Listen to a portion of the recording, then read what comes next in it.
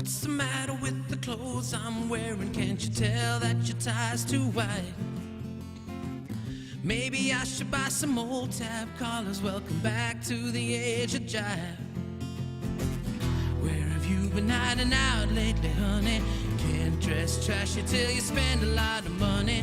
Everybody's talking about the brand, it sound funny, but it's still rock and roll to me. What's the matter with the car I'm driving? Can't you tell that it's out of style? Should I get a set of white wall tires? Are you gonna cruise a miracle mile? Nowadays you can't be too sentimental. Your best bet's true baby blue continental. Hot funk, cool punk, even if it's old junk, it's still rock and roll to me. Oh, it doesn't matter what you say in the papers, it's always been the same old scene. New band town, can't get the sound from a story in a magazine aimed at your average teen. How about a pair of pink sign widers and a bright orange pair of pants? Well, you could really be a bull rumble, baby, if you just give it half a chance. Don't waste your money on a new set of speakers. You get more mileage from a cheap pair of sneakers. Next phase, new wave, dance craze. Anyways, it's still rock and roll to me. Oh, yeah.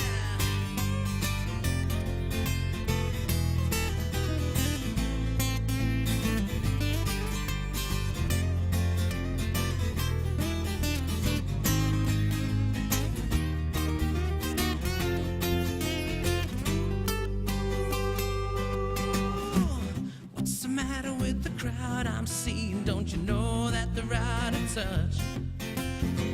Should I try to be a straight-A student? If you are, then you think too much.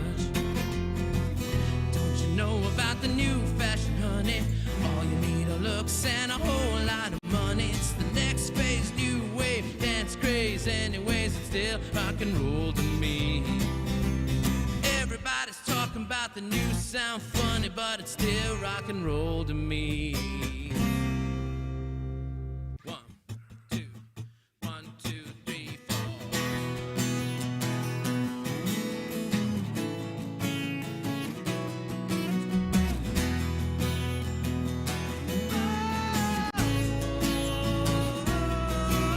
The day we sweated out on the streets of a runaway American dream. At night we ride through mansions of glory and suicide machines. Sprung from the cages of Highway 9, chrome wheel fuel injected and stepping out over the line. Oh baby, this town rips the bones from your back. It's a death trap, it's a suicide rap. We gotta get out while we're still young, 'cause tramps like us, baby, we were born to run.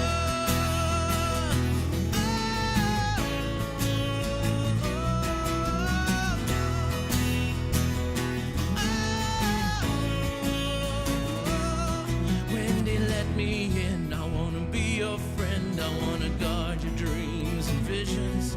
Just wrap your legs round these velvet rims and strap your hands across my engines. Together we could break this trap. We'll run till we drop. Baby, we'll never go back.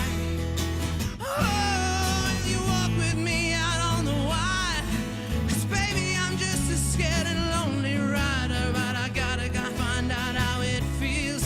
I wanna know if love is wild, babe. I wanna know if love is real.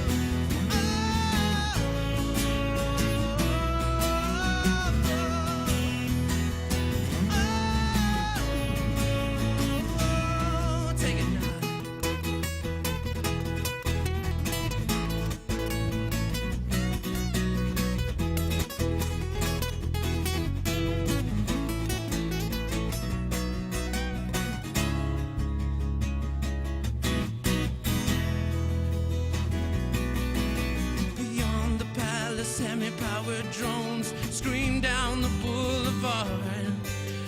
comb their hair in rearview mirrors, and the boys try to look so hard.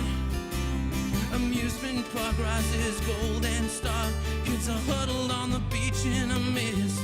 I wanna die with you, Andy, on the streets tonight in an everlasting kiss.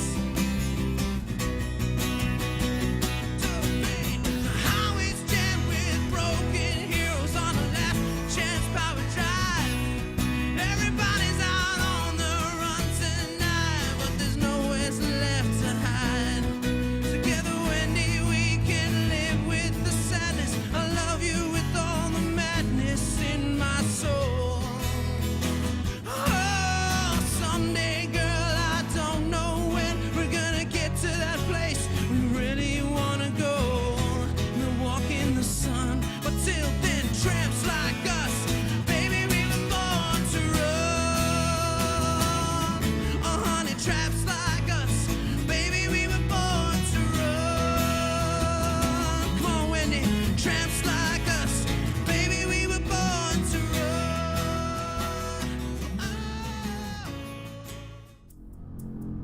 Hierdie Wim TV show is nie geskik vir sensitiewe kykers of kinders jonger as 18 jaar. Die menings wat tydens die uitsending gelig word is slegs die van Wimpie, Simon en Stem. Dus is jy ingeskakel op eie risiko. Some men aren't looking for anything logical, like money. They can't be bought, bullied, reasoned, or negotiated with. Some men just want to watch the world burn. It's showtime.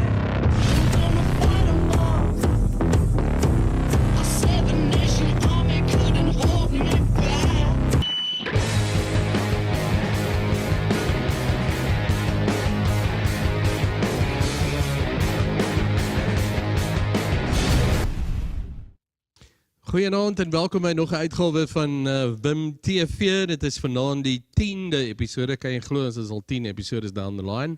So baie dankie aan julle almal wat weer eens ingeskakel het vanaand en dankie dat jy weer deel word van die gesprek hierso op Wim TV. Dit is lekker om vir julle aan boord te hê. Baie dankie vir almal wat 'n kaartjie gekry het. Ons waardeer dit en elke view en al daai dinge en goeienaand en goeiemôre as jy jouself in 'n ander deel van die wêreld bevind, in Amerika, Australië is dit goeienaand en hier in Suid-Afrika is dit vroeg aand. Ek hoop jy gaan lekker kuier saam met ons vanaand. Ons het 'n lekker onderwerp weer eens vanaand. Ek weet ons is nou al soveel keer deur korrupsie en ek wil net vir julle ouens sê, ek gaan nou vir almal voorstel en dan maar ek moet net eers gou hierdie met julle deel. Ek weet nie wie van julle het vandag die koerant gelees of die media gelees. Het julle gesien dat Mkhuleko was in die hof vandag vir 'n pierneef skildery that got stolen, Mark. So they stole out of his office when he left the office in the Free State. They stole a pierneef painting. Yeah. Painting, okay. So out of his office, well, stole it. That's the whole. Who stole it first, him or them? The bodyguard stole it, but he didn't know about it because he doesn't know who PDF is. He doesn't know it's a painting, if it's a person or whatever. So he doesn't know. He doesn't know a PDF from anything else. So the thing is, yeah. So the painting got stolen, and he doesn't know what it is. He doesn't know it's a painting. And he just saw it hanging there, and he didn't know what it was. Still doesn't know who PDF is. Ek moet vir jou ietsie sê, nou, ek weet niks van paintings af nie, nou, maar as ek verby 'n painting loop, kyk ek of dit 'n pierneef is. Dis is om 'n Michelangelo, nou, dan weet ek ons hier gaan ons 'n geldjie maak. So ons het vanaand die gewone, the usual suspects is myself, ons het vir Stanley op die basgitaar, ons het vir Mark op akoestiek en op vocals en op backing vocals en akoestiek het ons vir Justin en dan het ons vir stem en natuurlik vir Simon. Simon is, soos wat julle kan sien, sukkel om in die stoel in te pas, want hy het begin 'n gym. Hoe lank is jy nou met die gym, Simi? 4 dae. Ons het vir jou, Simon sê hy gym verskriklik. Toe gee ek vir hom gewig al by my huis. Ek het 'n video daarvan. Joey, jy kan hom maar rol. Ja, 3. Kere! 1.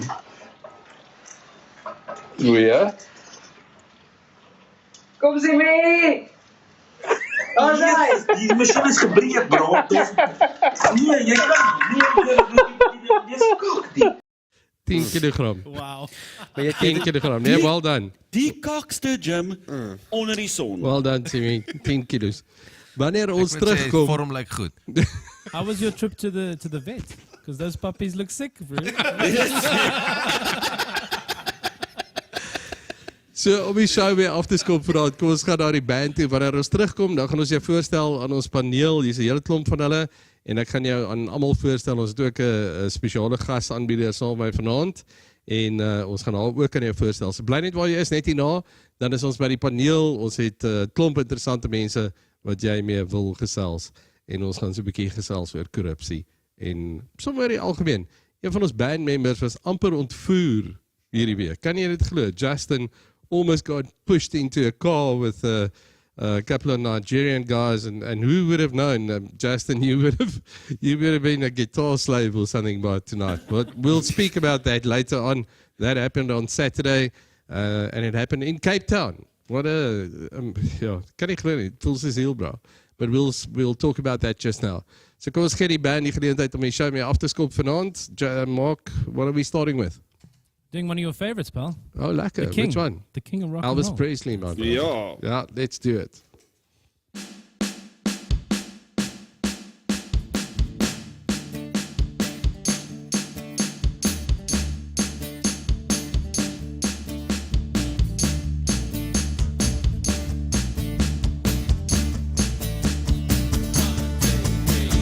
God Almighty, I feel my temperature rising.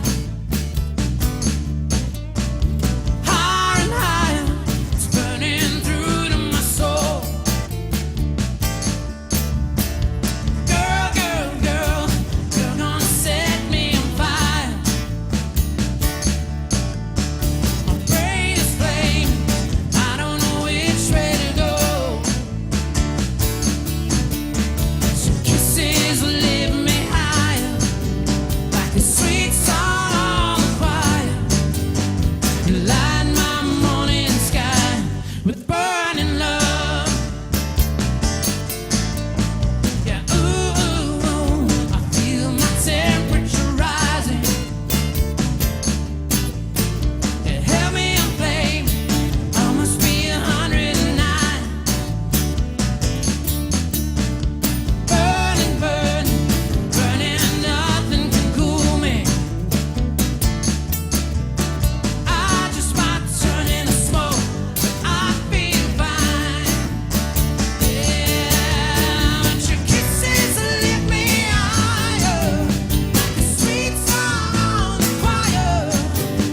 You light my morning sky with burning love.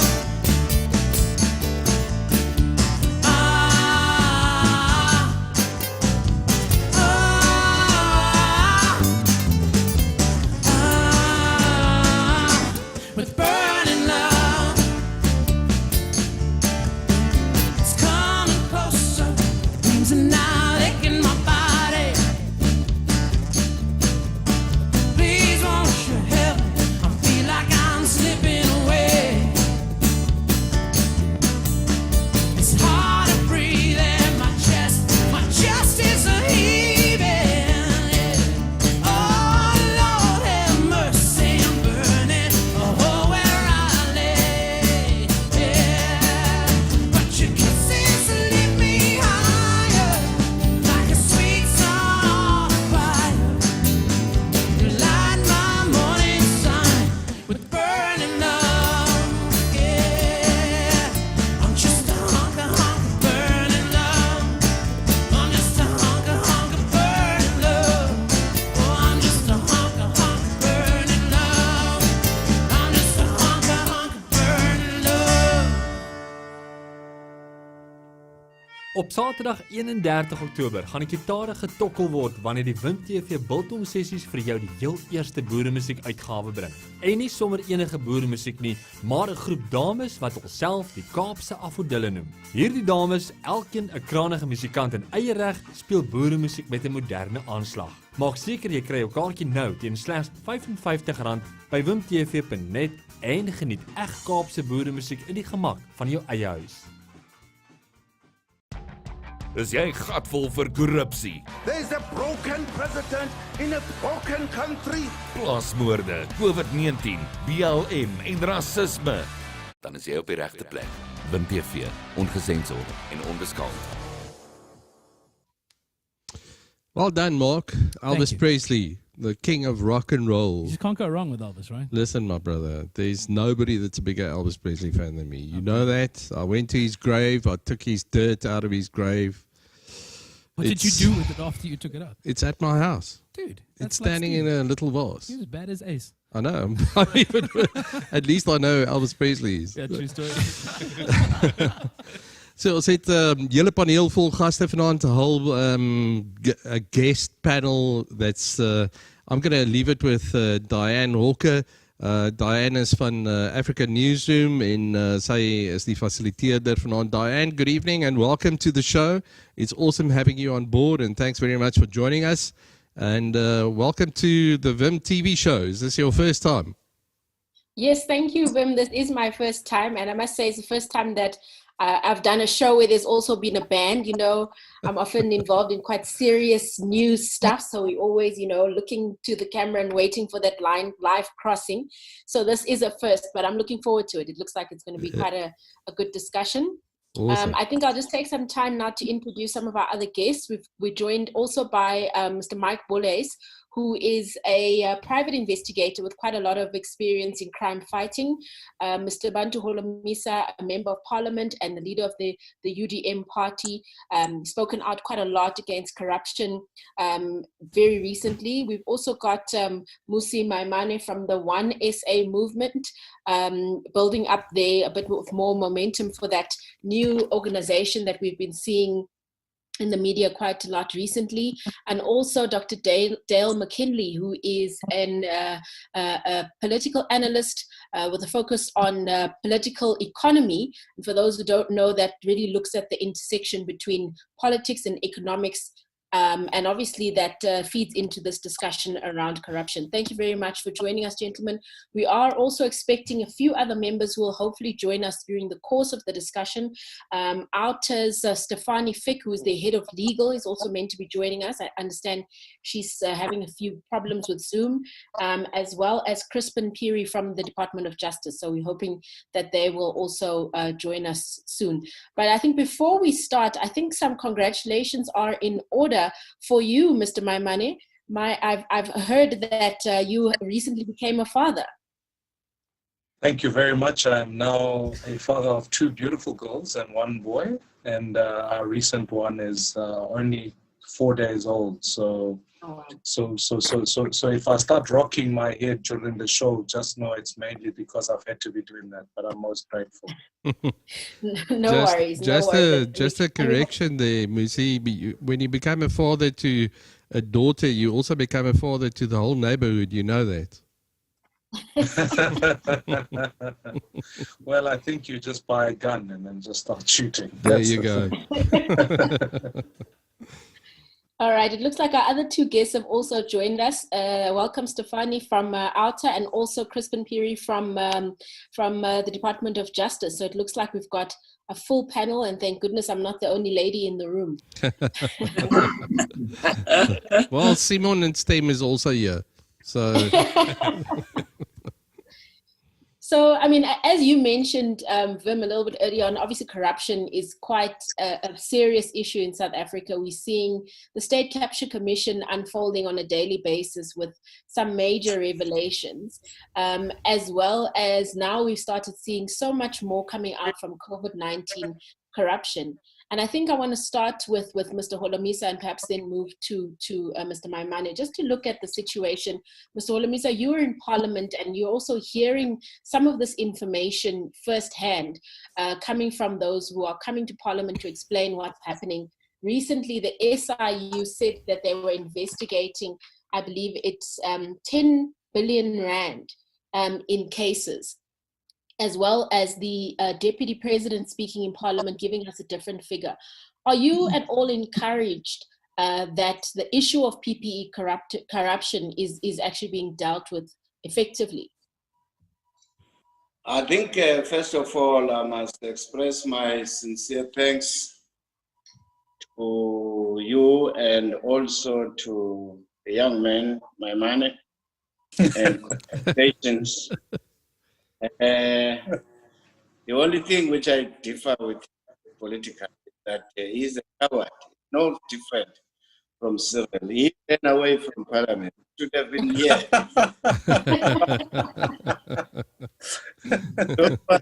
Really, and all sorts of people. You should have had a way of handling her. On a serious note, thanks for inviting me to this important day. The truth of the matter is that the moral compass of the ruling party has been pointing south from time immemorial. And that's why their members even had the audacity to steal the money which was earmarked to bury one of the international icons, Mr. Mandela. The rest is history. But the institutionalized corruption which have witnessed over the years, starting from Sarafina II in 1994, arms deal, and now Bosasa. So we should not be surprised what we saw during the pandemic when Israel announced billions of rands and the hyenas were ready to run with the ball.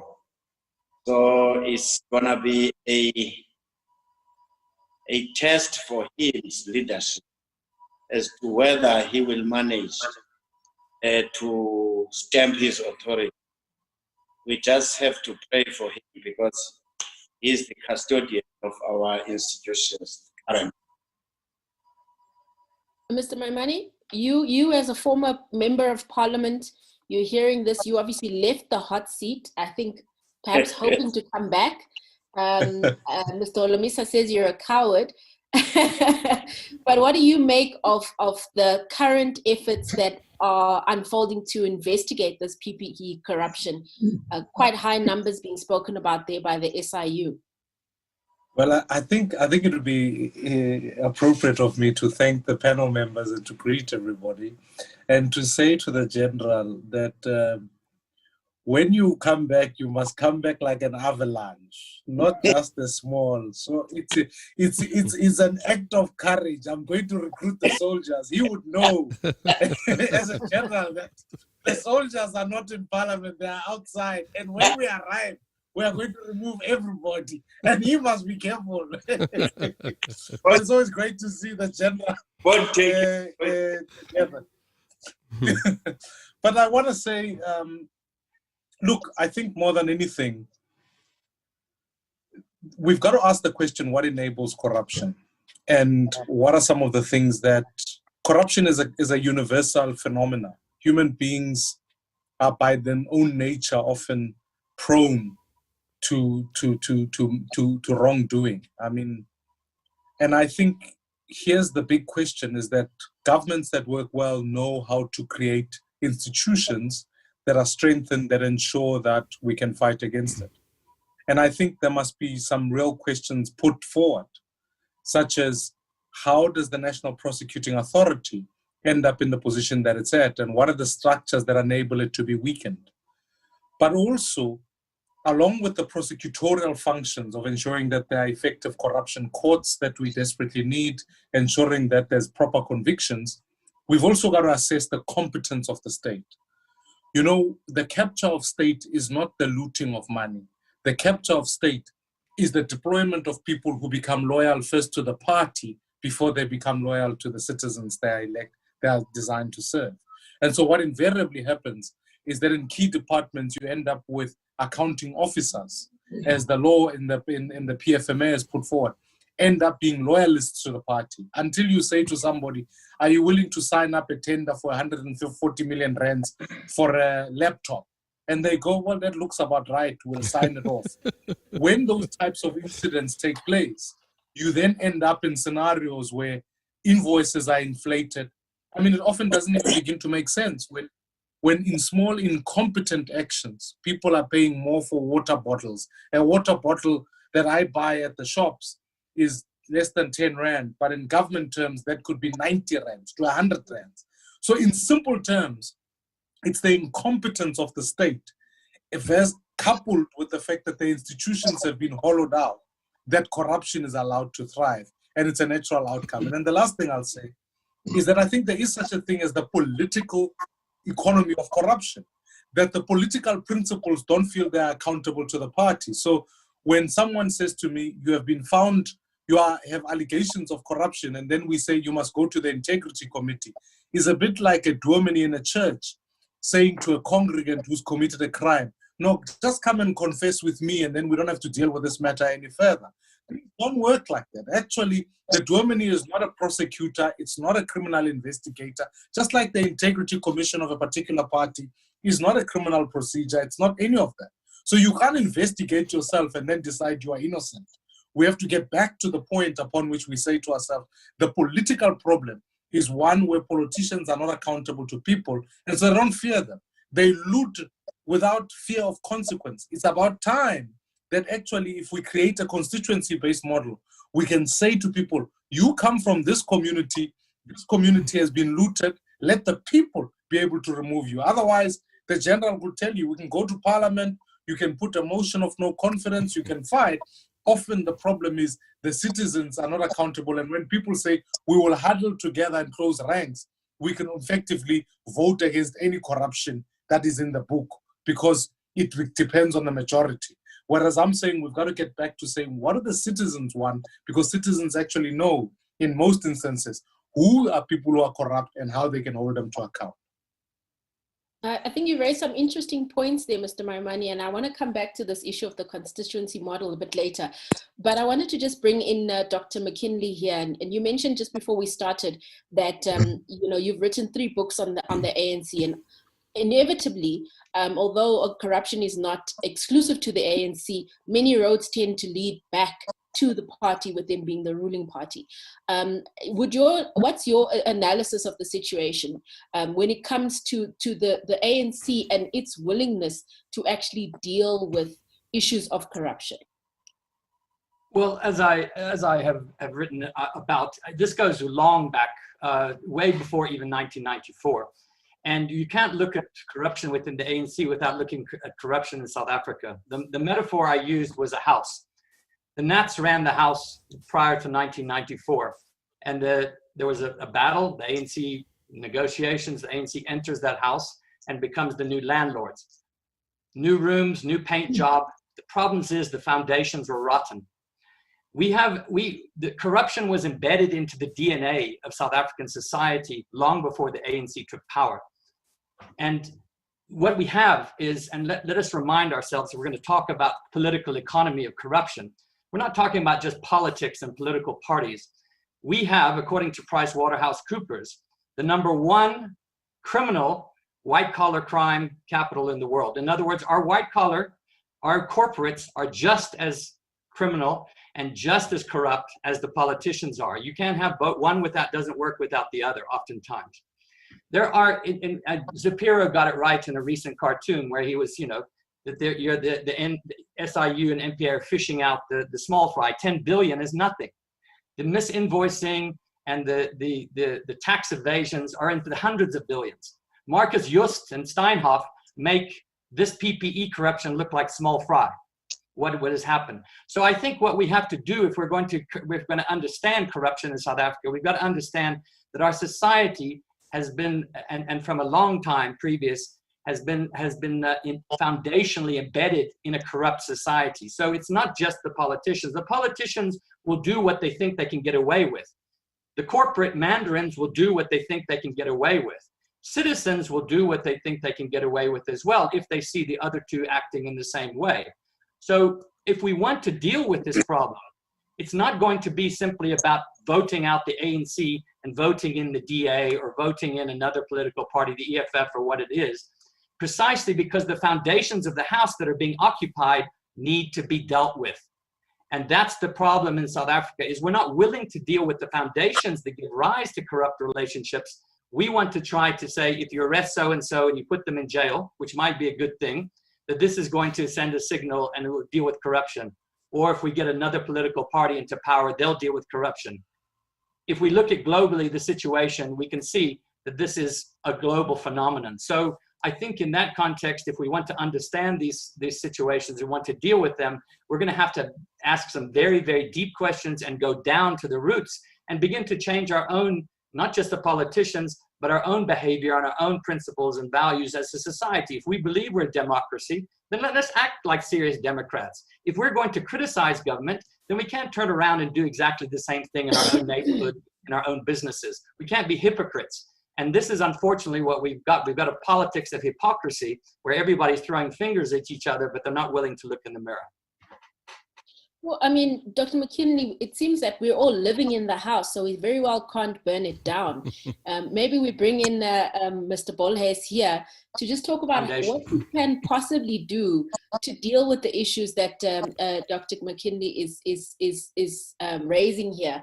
But just before that, I wanted to just take a look at some of the legislation we have. I mean, in South Africa, we're a country that seems to, on paper, should be able to deal with corruption. I mean, we signed up to international treaties. We've got probably 5 different types of legislation that's meant to be dealing with corruption, from the PFMA to the MFMA to Protected Disclosure, Criminal Procedure Act, you name it, we've got it. Why isn't this working to actually deal with issues of corruption? Is it for me? Thanks. Yeah. The previous gentleman actually said it exactly as it is. I might add that the damage done in South Africa is immense. I don't think it's reversible. I think it's irreversible. I think the corruption in our country has shown that crime pays, and those who are replacing those who goes to jail or who are ousted out of their positions will learn from their previous thieves and corruptees to just steal better and hide it better. So the criminal element will escalate to a level of, on a next level, not to be caught. The other thing that we have seen very clearly is that, and it was mentioned that there's no proper accountability. How many really goes to jail? I can mention names that will upset everybody here, but we can look at previous people in very high positions in this country that has never seen a jail cell. However, they've been found guilty of extreme fraud and corruption and several other cases. So unless the police is feared and respected, or the government is feared and respected, you will have corruption, and you will have, as the other gentleman said, you will have a mindset of, I can commit crime and I can get away with it. And that's why crime is being committed in the world. You can, and you can get away with it. And if you are caught, you're gonna get bail. And then you can disappear if you like, and you can maybe buy a prosecutor or the investigating officer. And this brings me to all those departments, Dianne, that you have mentioned. Remember, the corruption in the police is the worst in this country. 80% of the police in this country is corrupt. Now, let me explain that. Corruption is not necessarily buying a docket or selling a docket. Corruption is when you're in a position and you cannot protect and serve. A policeman's main priority is to be able to, and willing and able, to protect and serve. And if he does not, he is misrepresenting himself and the state, the authority of South Africa. And misrepresentation is a crime. It ends up in fraud and theft. It means he gets a salary for a work that he's not doing. That's corruption. Now, all of you immediately think of instances where you've called the police, they arrive 4 days later, or when you walk into a police station, or you've heard of your family and friends, and there's that absolute, I just don't want to help and assist. The authorities in our country really do not want to have an attitude and a mindset of, let me make a difference and assist where I can and be the torch in the dark night and make a difference. They're actually just in their jobs for the pay, for the benefits, and they're in those jobs not because they really want to, they couldn't get other work, and they're not properly trained, and they are not real policemen. And that is corruption in its worst form. And if you have a police force like that, unfortunately, which we have, then you will have the flourishing crime begets crime. Remember, if crime happens in your area, no matter what, if one child in a school steals a cell phone, gets away with it, what is the next thing he's going to steal? 2 cell phones, and then later a handbag, the teacher's handbag, and then later eventually ends up in stealing a car, and then he gets involved in hijacking and human trafficking and drug trafficking and all the serious and heinous crimes that are being committed in South Africa. All these gangsters that we know, all these criminals that we know of today, were once beautiful children, were once beautiful kids, but they all grew up and they all saw where they could take advantage of the human race or where they find themselves. And this is what I mean when crime begets crime. You get it like we call it in the army, a nafi attitude. You get an attitude of, well, everybody is doing it, why can't I? So you don't stay or become ever zero tolerant. You accept and you go with the flow. And that's a very, very bad thing. And our youth are presently in it and being brought up into it. But there's 20% of the police that... Sorry? I just want to bring in Crispin Peary from the Department of Justice here, because I mean, obviously he's in one of the departments that has to deal quite directly with a lot of these issues that we're raising here. The NPA, SIU, Asset Forfeiture Unit, all kind of fall within that justice cluster. As you're hearing from some of our other panelists here, there's quite a lot of I would say despondence, I suppose, about the ability of the state to deal with some of these issues. But we also know that recently members of the justice cluster have gone and complained that they actually don't have the resources to deal with a lot of these issues. The NPA doesn't have enough prosecutors. You know, the SIU's for years been complaining about funding. What from your perspective needs to happen within the justice cluster that can perhaps bring people to a point where they are more confident in the ability of the state to actually fight against these kinds of crimes? Thank you very much, Diane, and good evening to the fellow panelists. Also want to just say congratulations to Mr. Maimani on his new addition to the family. I'm sure he has many sleepless nights and he enjoys it. I also have the dubious honor of being the only government representative on this panel, which means that I'll be the proverbial punching bag. And then I also happen to be a spokesperson, which then also means that people don't necessarily believe what you're saying because they think you're spinning all the time. But just to agree with some of the sentiments that have been expressed by fellow panelists and everyone on the panel, Dr. McKinley is quite correct. You know, we live in a country where you can steal a railway track and no one will see anything.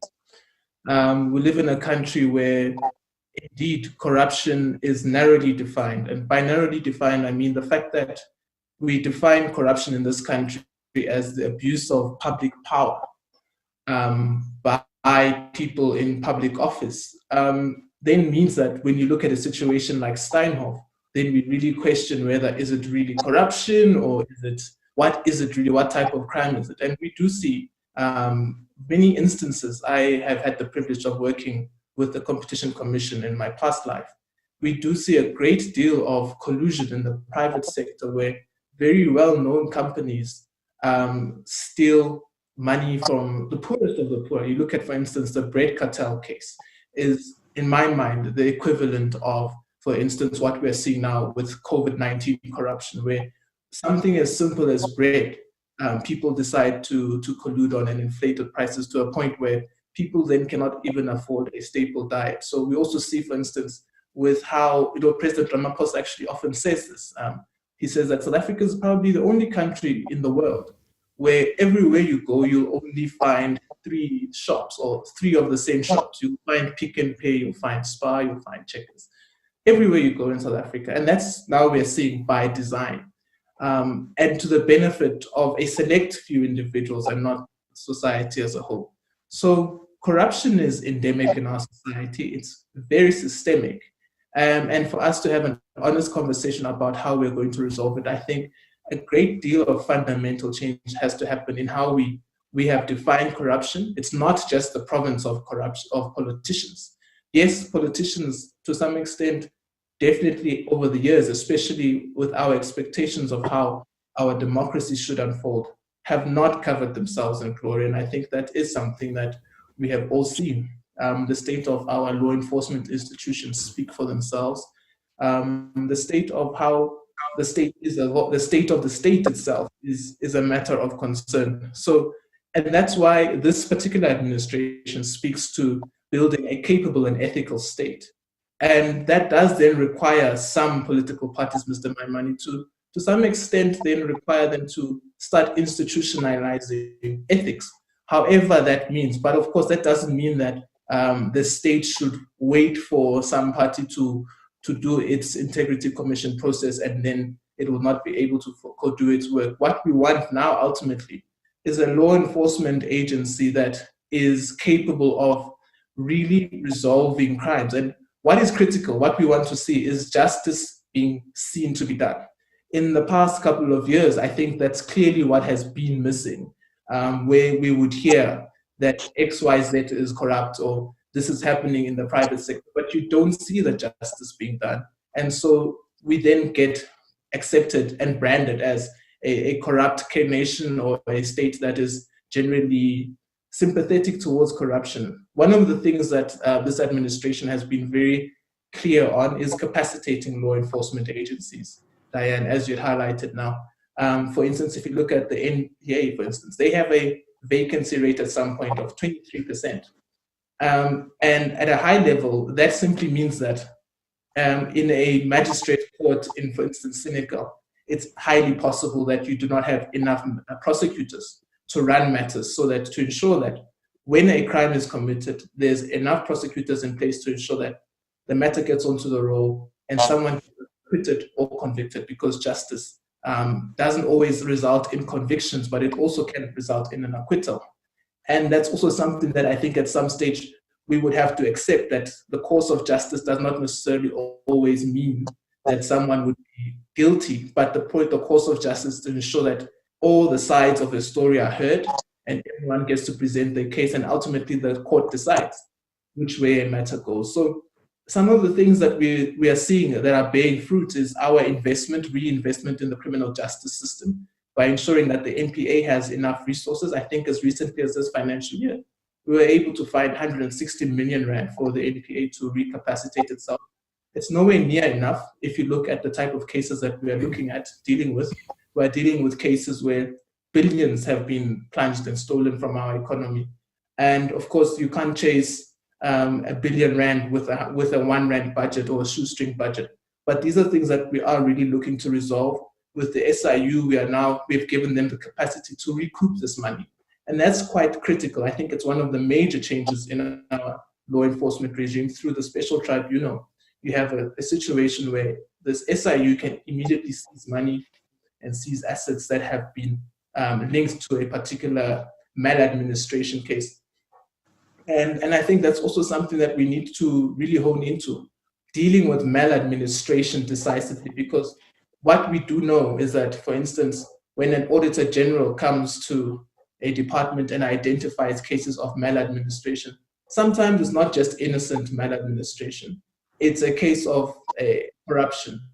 And having an SIU that is capable of dealing with that really goes a long way in, to some extent, capacitating the state and also helping us get rid of people who do not deserve to be in these departments or who are failing to really administer the departments correctly. So these are some of the things that I can say in this administration we can point to as indicators of turning the corner against corruption. And I think I would be also failing to mention that one of the major critical ones that the Department of Justice is currently seized with is having what we call a multidisciplinary single agency that is able to deal with corruption. And that is an agency that has all of the skills. So your economists, your financial analysts, prosecutors, and investigators, best police investigators in one entity dealing with, let's say, your top 100 cases of corruption. That we think will at least create the systemic capacity of the state to resolve some of the cases of corruption. But there's also another component, Dianne, that we all need to be able to speak to. And that is that corruption, like I said earlier, is not just the purview of politicians, but it's when you try and bribe a police officer, or not even a police officer, a traffic officer, because you are driving over the limits. It's when you try and get ahead of the line at Home Affairs because you're running late for a meeting, so you try and get a special favor. And that's where, as citizens, we need to start looking at ourselves as well to say, well, as a nation, what type of country do we want to introduce the young Maimanis into ultimately one day? We want to be able to build ethical families in every possible way. And that way, if we ourselves are able to police each other to some extent, I think it would be then very difficult for someone to burn a school because they do not have water, or to steal a railway track and literally nobody sees it. But we live in a society where we see these things and we simply look the other way. So I want to bring Stefanie in here, because OUTA, one of the things that you do have, in fact, is you've been calling on people who have been seeing these things to actually report it on your website and on your platforms.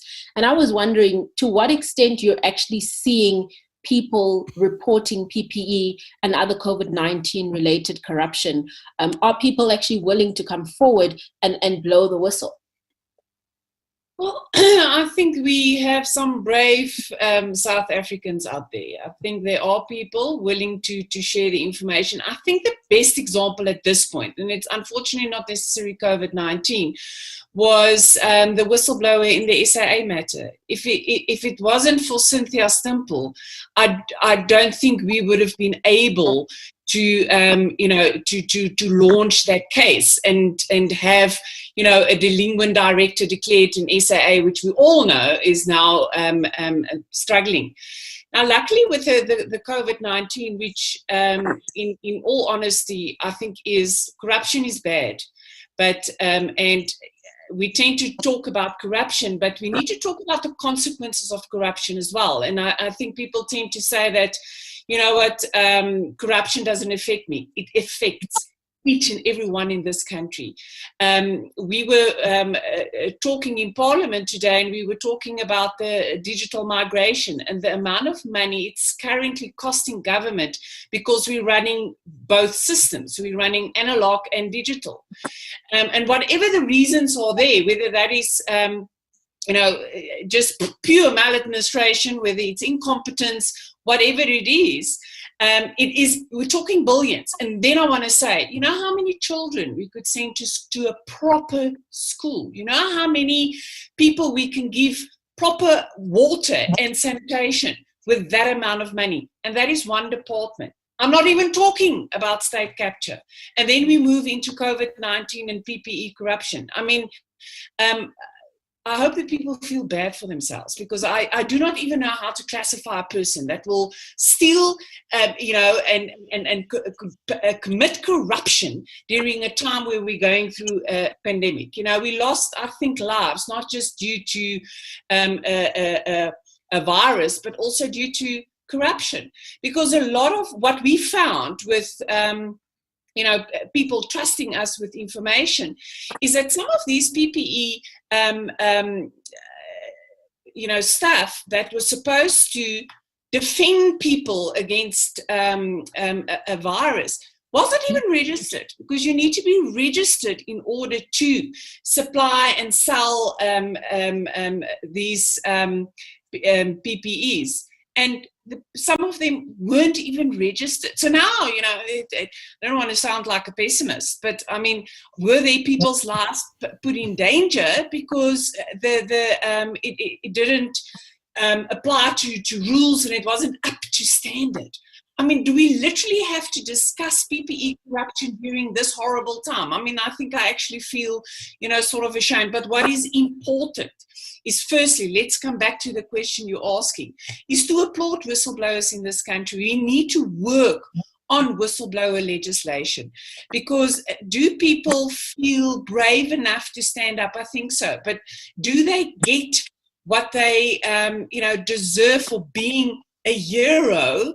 I don't necessarily think so. I think we've got a recent example of Bianca Goodson that was also integral in blowing the whistle, and she's actually struggling to get employed, because now people, I don't know if they're scared to be, to have someone in their midst that will say no to corruption, but that is a problem. So yes, I want to say that we are trusted with information, and we obviously, if someone comes to you and do not want to make their identity known, we pride ourselves that we will not make your identity known. And there's a lot of, civil society, as we don't have the same powers as the National Prosecuting Authority and the SAPS, but we work with that, and that's why it's so exciting. You need to think outside the box and fight, combat corruption and combat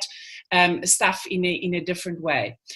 But I also want to say that I do think as civil society also need to take responsibility. And I agree that we need to educate people. And again, I want to say it's not just about education. There's always two parties to corruption, not just government. It takes another part, and also not just politicians. There's always two parties.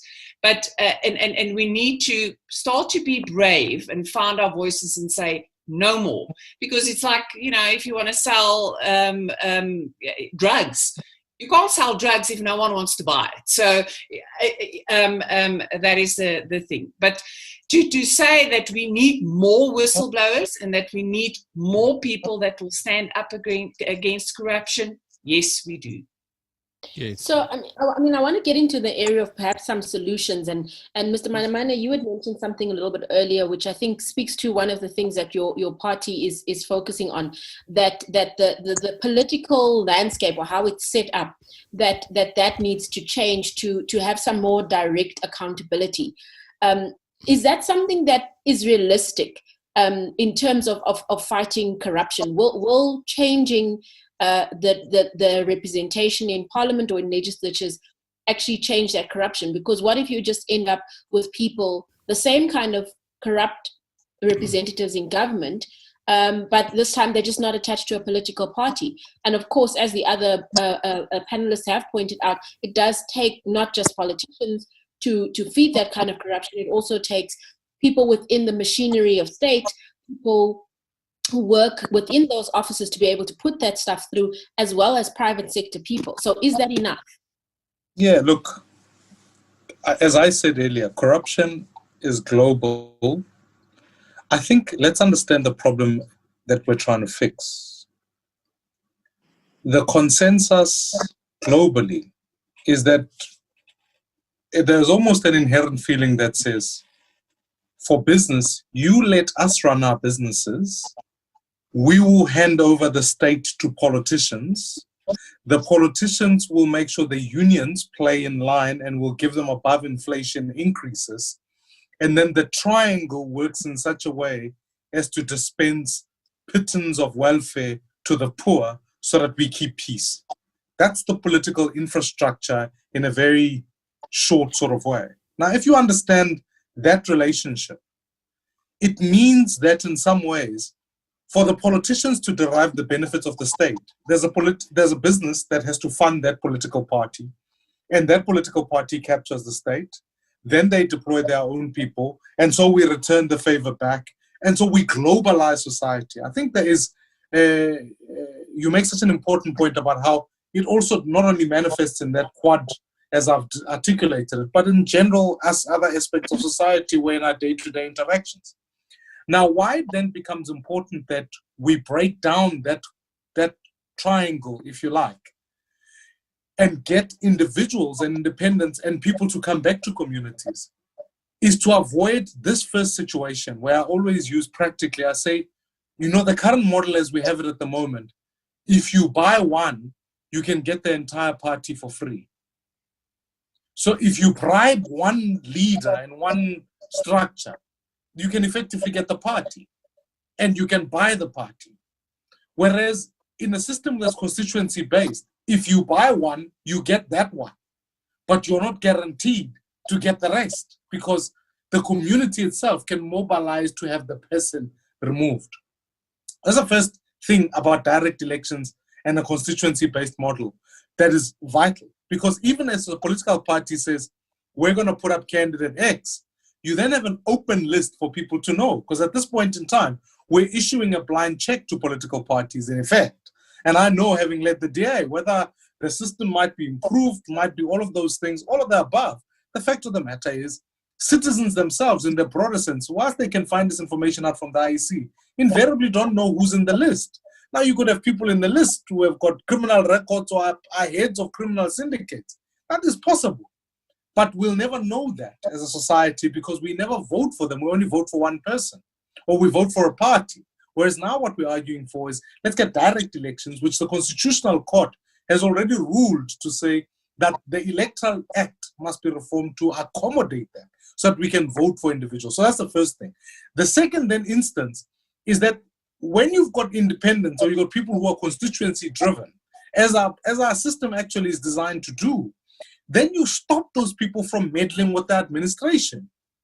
Effectively, the political bureaucracy has been so weakened that it feels that it must account to people who often have got different motives. So let's talk about municipal governance. A city manager in a city could very well be a very competent bureaucrat, earns over 3.4 million rands, as is the case in Johannesburg. But technically, they could be reporting to somebody who's only got a driver's license, because that's the only thing you need to be the mayor of a town. Now, if your job is dependent on those people, imagine the consequences, that the pressure you must work under when you stop to follow through on certain instructions. So the point at the end of the day is that you've got to break down collective, if you like, majoritarianism culture that occurs in municipalities and provinces and national parliament. Because when you do that, then ultimately individual accountability can be brought. Because when it's said and done, the question that citizens are well entitled to ask is, so fine, billions of rands have been stolen. We want to know who. I think in part, we want to know who was accountable. We want to know at least a few people who are accountable. You're never going to get that. I'm afraid as the system is set up, the State Capture Commission is going to take its own years, and then there's another whole process that goes through. Whereas I'm saying that actually, rather than burdening all the courts with having to run corruption, rather than burdening the NPA and all of them, give the citizens part of that responsibility so that they can turn around in future and say, no, person X or person Y is corrupt. We feel we must put a recall mechanism that we can write to the IEC and say, this person must be removed. Suddenly the relationship and the dynamics of accountability can change because they have to get back to citizens. So I really believe that unless you are willing to break down the triangle, I'm afraid to one of the speakers in the panel said, it was true like that in the National Party, it'll be true now, it'll be true whatever other party comes in, because the interests are no longer first and foremost with the citizens, they form with other particular actors in the political economy. And so you'll always end up with that funding happening in that mechanism and that patronage being created. Let's break that down. Let's allow for the power to the citizens. And then that way, if there is one that is corrupt, we're only dealing with that one. We're not dealing with that. Then the last thing I'll say is pools of money in any government are dangerous. Now, this is part of global lessons. Pools of money are dangerous. Deconcentrate money. Make sure money. So when you have a state-owned enterprise that can consume billions, then billions can be stolen. Whereas what you could do is we must decentralize part of our government. I am of the personal persuasion that we've allowed municipalities and metros to do their own thing without proper oversight often. And so the net consequence of it is that where that power should be located, we should be capacitating municipalities, we should be capacitating cities. Because there we can be able to manage effectively for the purposes of delivery. At this point in time, if we don't deconcentrate power and put accountability closer to the people, you're going to end up with pools of money sitting all over in various spaces, and that's where half the looting in fact takes place, of big amounts of money.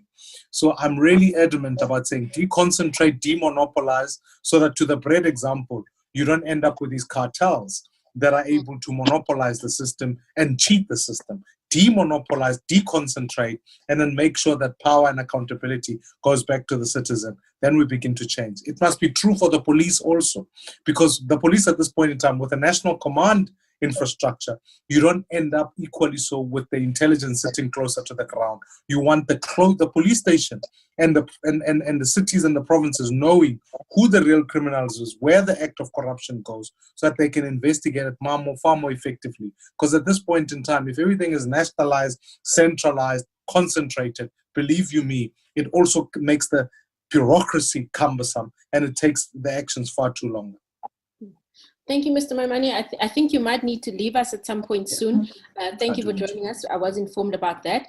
I saw some of the other panelists obviously nodding along with what you're saying. And I think generally it seems to be that we're all in agreement that there needs to be some kind of serious change. But the real question is, what is that change going to be? How do we break down the house to get to that issue of the foundational corruption, which Dr. McKinley mentioned earlier on? Mr. Holomisa, do you have any idea? You're in the legislature, you're making our laws. Are our laws the problem, or is it the implementation that's the problem? Or do we need to scrap the whole thing and rethink how we run the country? My sister, let's keep it simple. I would like to share the experience I gained as a former dictator of the then Transkei government. Oh, not often we get to hear from a former dictator. I thought it was a former rugby player, Mr. Holomisa. Now I'm a converted Democrat. You know what we did in the Transkei government then when we took over from the Matanzimas and Sutaus? Firstly, we said no more political directives to the DGs and so on. In other words, a political head, a minister, must be in charge of political oversight in that department. There is no way that that politician can suggest to DG as to who must be given a tender. That is the first thing you need to do when you are in charge. Don't allow political heads to usurp powers of the accounting officers. Let the accounting officers be in charge of that PFA regulation so in terms of today's policy. Secondly, one has to understand that there are two types of corruption. The first one is the normal one where you bribe people, do it openly, which is illegal. Then you have a legal corruption. There, when you read paperwork, you see that this person has fulfilled all the requirements. But at the end of the day, you will find that this individual you are dealing with is actually a front, is a conduit. This money is going to win the tender is going to be channeled back to Lutule House, like we saw it in Bosasa. The main beneficiaries were not the family of in Port Elizabeth. What is their surname? Watson. The Watsons. So it was not Watsons, but it was Lutule House and the leadership of the ANC. And when you look at those transactions on paper, this is where you need expertise, especially at SIU, Hawks, and so on. When you look at those transactions on paper, you would say, oh, there was a tender and the tender was won by Bosasa. But where did that money end at the end of the day? It ended where? At Lutule House. You have the same thing at in Free State. The focus is on Ace Makashula and so on. But the other that I gave the treasurer of the ANC 6 million. On what basis? Because that's the money was earmarked to build or to remove asbestos. This is what you call an institutionalized corruption. And as long as we miss that point, the councillors, the premier, the provincial political heads, and at national level, they must get out of the issuing of business. They are experts, DGs. Then if there is a complaint, that's what we used to do in Transkei. If there is a complaint amongst the competitors who say, I was cheated in this tender, then we summon the Auditor General immediately then to say, can you audit this process, verify whether there is authenticity otherwise of this allegation. Politicians, no. And as a result, by 1994, when I handed over Transkei, not a single DG or a single head, a political head, was charged of or suspected of corruption because the whole thing was transparent. Lastly, I fully agree with former colleague in Parliament, Mr. Maimane. I heard you saying his political party. I don't know what is. He seems to be confused as a civil. What is that? But for today's argument, I agree with him on the need to relook at our electoral system. We need a mixed system as a first phase, that is proportional and constituency based. But added to that, the country must be allowed to elect direct their own president. You can have a president which is accountable to 3,500 delegates which met at Nazareth to elect a president. 58 million population want the president to answer their questions and problems directly. So this thing of going, oh, we're waiting for NEC, this and nonsense of Ishmael, that's we need to reform our electoral systems. Again, so a reformation there, Mr. Holomisa, I just want to give some of the other panelists a bit of time. Sorry to cut you off there, but I know that we've got a bit more time. Maybe, Wimpi, you can give us a sense of how much time we've got left here. Yeah, Dianne, I think we should maybe give Musi a time to leave us, and if there's anybody else that needs to go. Musi, okay. Thanks very much for joining us tonight, and I know that you have to go early, so that's fine. But if whilst we do that, maybe it's a good time now to take a quick break and give the band another shot at it. You know, they've been here for 10 weeks. It's their 10th week, still not getting paid. Well done, guys. What can I say?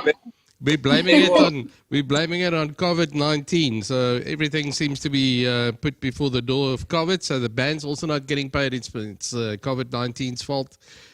So let's give them their minute to do their second song, and then we'll come back with the guys that are left. I don't know if there's anybody else that needs to go. I'll be on AWOL when you come back. Thank you very much, General. Thanks for having. I was a lieutenant in the army, so thanks very much, General. Have a nice evening. Welcome. No, the general is not a former dictator. He uses the term former to his own benefit. He knows what's going on. But thank you so much for the opportunity, and I really appreciate it. I apologize that I have to leave early.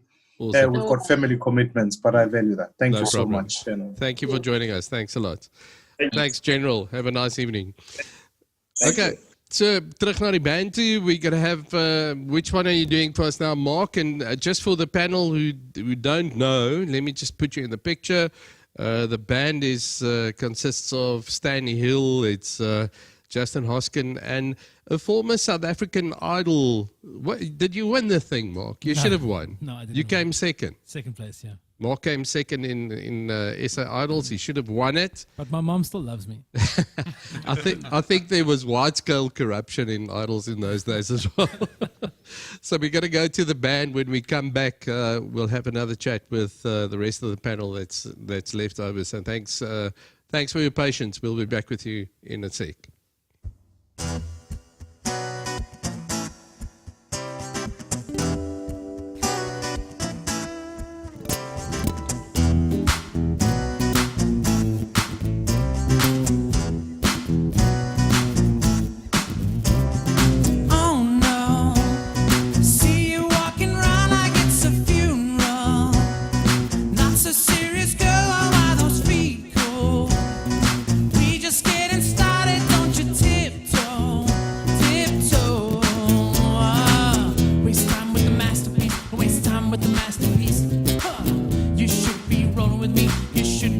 with me. You're a real life fantasy. You're a real life fantasy. But you're moving so carefully. Let's start living dangerously. Oh, talk to me, baby. I'm going blind from this sweet, sweet craving. Oh, let's lose our minds and go crazy, crazy. Keep on hoping we'll eat cake by the ocean and walk for me, baby. I'll be Diddy, you'll be Naomi. Oh, let's lose our minds and go crazy, crazy. Keep on hoping we'll eat cake by the ocean and goddamn. See you licking frosting from your own hands. Want another taste? I'm begging, yes, man. I'm tired of all this candy on the dry land, dry land. Oh, waste time with the masterpiece, waste time with the masterpiece. Oh, you should be rolling with me, you should be rolling with me. You're a real life fantasy, you're a real life fantasy. But you're moving so carefully, let's start living dangerously. Oh, talk to me, baby. I'm going blind from this sweet, sweet craving. Oh, let's lose our minds and go crazy, crazy. Keep on hoping we'll eat cake by the ocean and walk for me, baby. And I'll be Diddy, you'll be Naomi. Oh, let's lose our minds and go crazy, crazy. Keep on hoping we'll eat cake by the ocean, yeah. Keep on hoping we'll eat cake by the ocean, yeah. Keep on hoping we'll eat cake by the ocean, yeah. It's so delicious, man. Talk to me, babe. Talk to me, baby. I'm going blind from this sweet, sweet craving. Oh, let's lose our minds and go crazy, crazy. Keep on hoping we'll eat cake by the ocean, yeah. Red velvet, vanilla, chocolate in my life. Confetti, I'm ready. I need it every night. Red velvet, vanilla, chocolate in my life. Keep on hoping we'll eat cake by the ocean.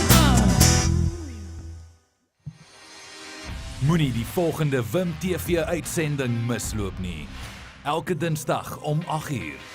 Besoek wimtv.net en kry jou kaartjie. As jy regtig wil weet wat in die land aangaan, Nkanza. ongesensor, onbeskaamd en nie vir sensitiewe kykers. Maak seker jy is deel van die volgende Wim TV uitsending met Wimpie, Simon en Stem. Maak huis en die Wim TV band gaan sorg vir die musiek. Sien jou daar.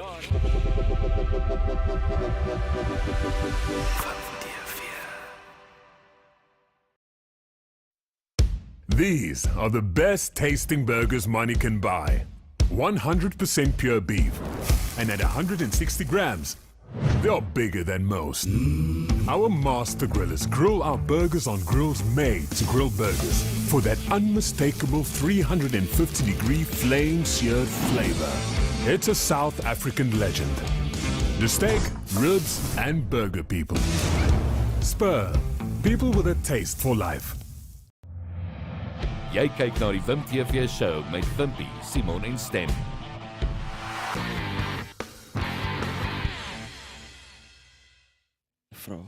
Welkom terug, jy is by die Wim TV show. Baie dankie dat jy ingeskakel het en as jy hierdie show later kyk, dan ek is seker jy het nou al gehoor oor ons gesels vanaand. It's a very, very interesting topic and I think it's a very topical one.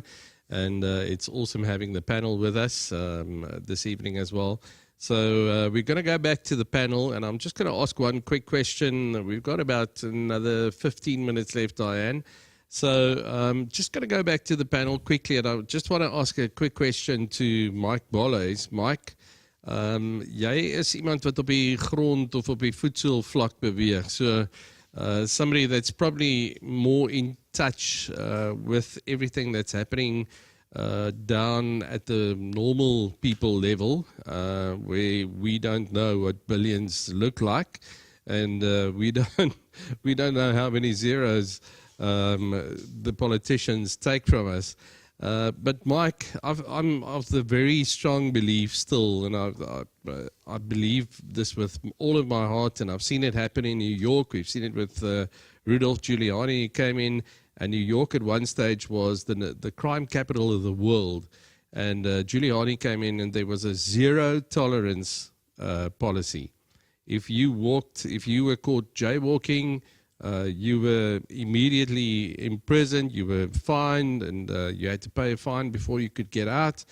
You couldn't even chew gum and spit it on the ground. That was the policy of zero tolerance. And I'm just wondering, Mike, is there not a point where somewhere in our society, when you started off, you said you think the process is irreversible already? We've gone too far. Zero tolerance. What does that mean? And could that make that irreversible reversible? The only way this country will change is if guys like Crispin, Stephanie, myself, Dr. Dale, Maimane, and 100 of each of us takes control of this country. I'm telling you now, we deal with the worst of crimes for the last 40 years. We've seen how this country has escalated, where crime begets crime. Crime pays. And what Crispin and all the other people have said, and Maimane, is absolutely the best words to put it, and they have articulated it correctly. But it is of no use if it's not enforced from the president, from the government, and from our police. Dianne earlier asked, but what about all these institutions that deals with the crime and corruption? Let me tell you, in themselves, in the SIU, there is corruption. There was corruption in the Scorpions, there's corruption in the Hawks. Today, 2 of the top police station managers in Johannesburg were arrested on the Zayn Kilian case where Kinnear was shot, where they were dealing on illegal firearm matters. You see it daily, and I thank the media that they constantly expose the bad in our country.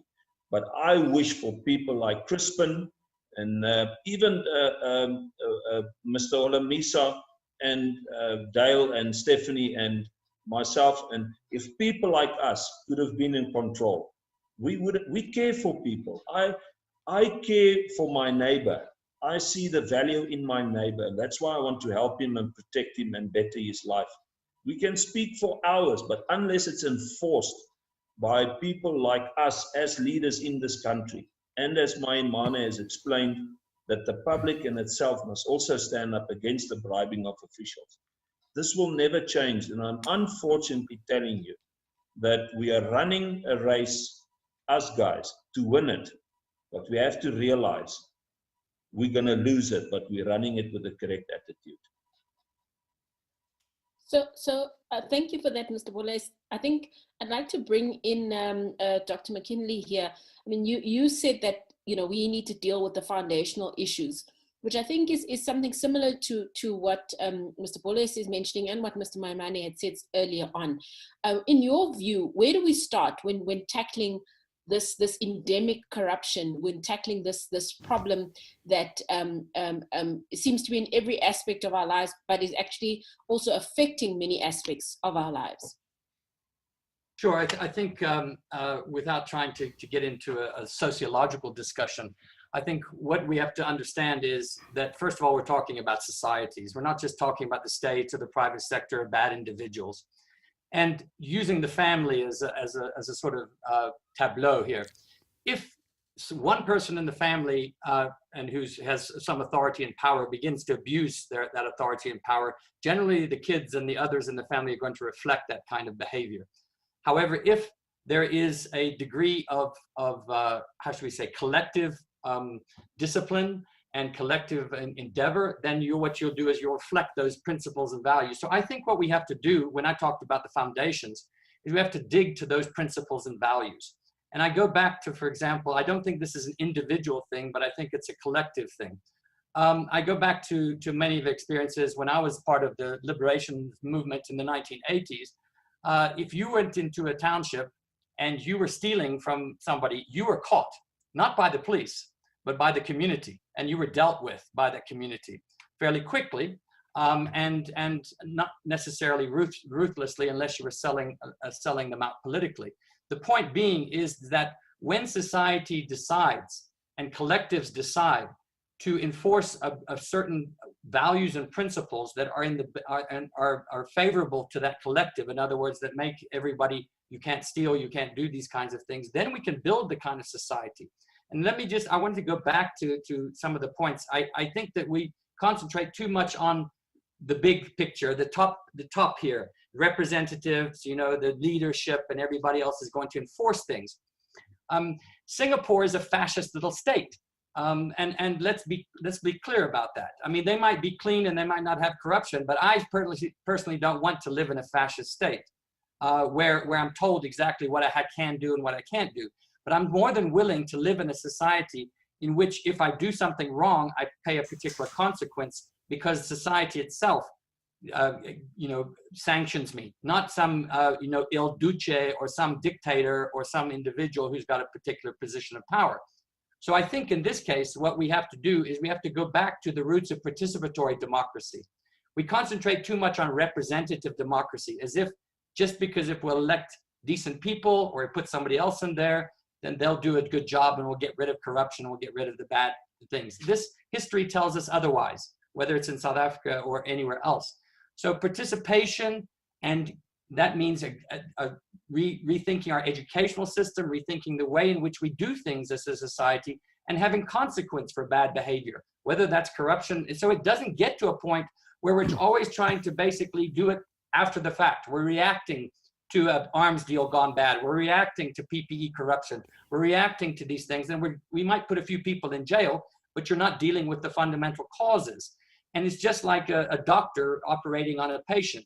You can bandage the wounds and you can make that patient better, but if you don't go and remove where the cancer is, and I can speak directly because I had colon cancer last year and I had a 7-hour surgery to remove the cancer and they got it, fortunately for me.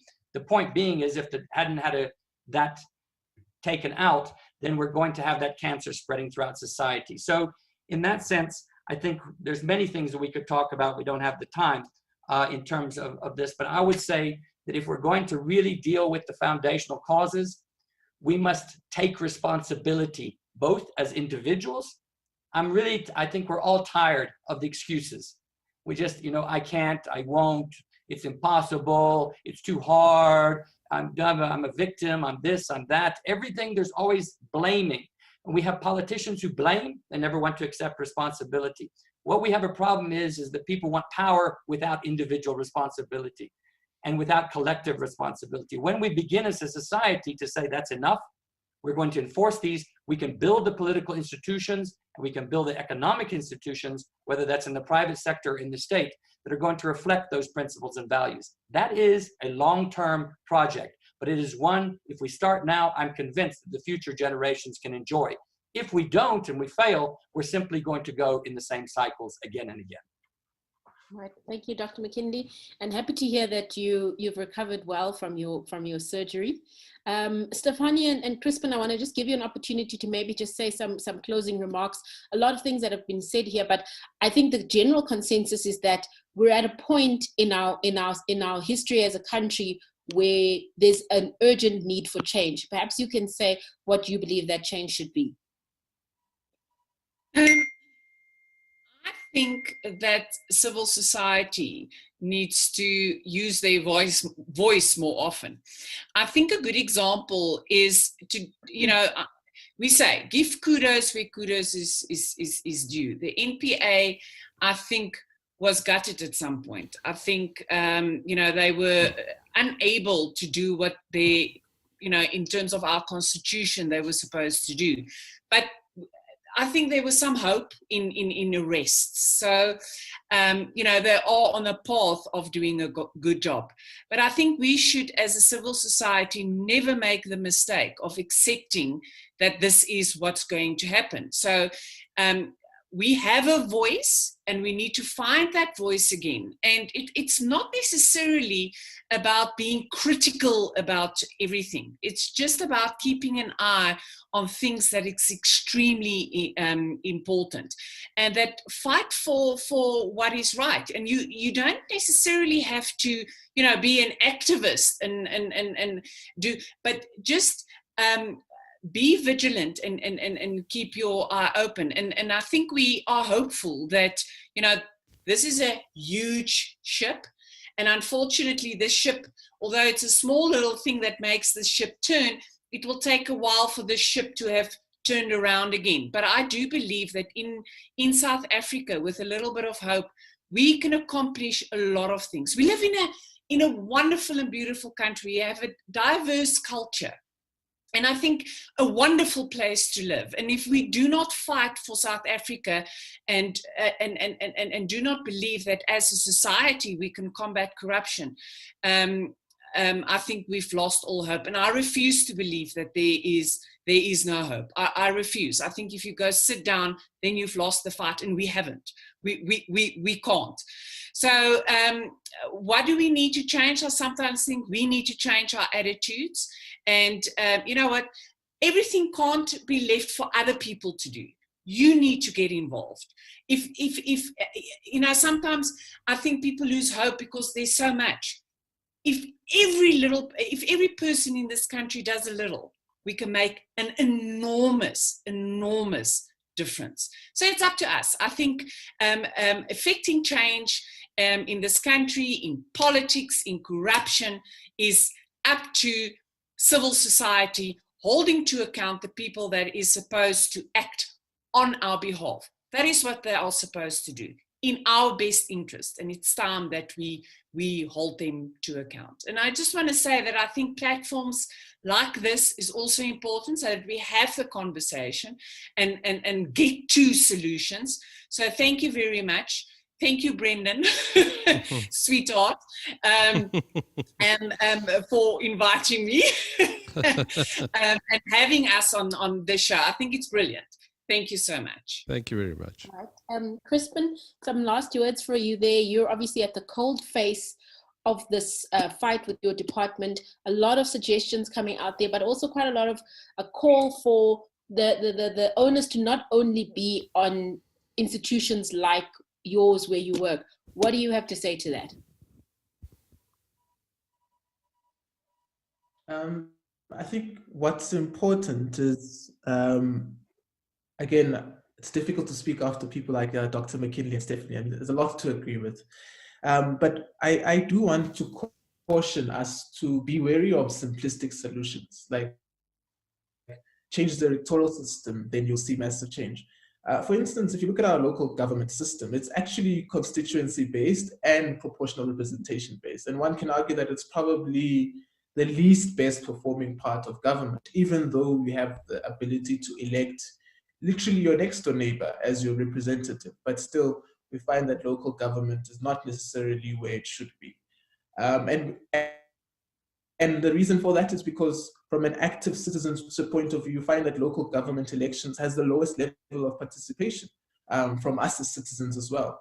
So one of the things that I'm coming to see as I work in the Justice Department is, people often say it's the Department of Justice, but it's actually the Department of Justice and Constitutional Development, which means that we have to constantly develop our constitution. And unfortunately, the constitution is not going to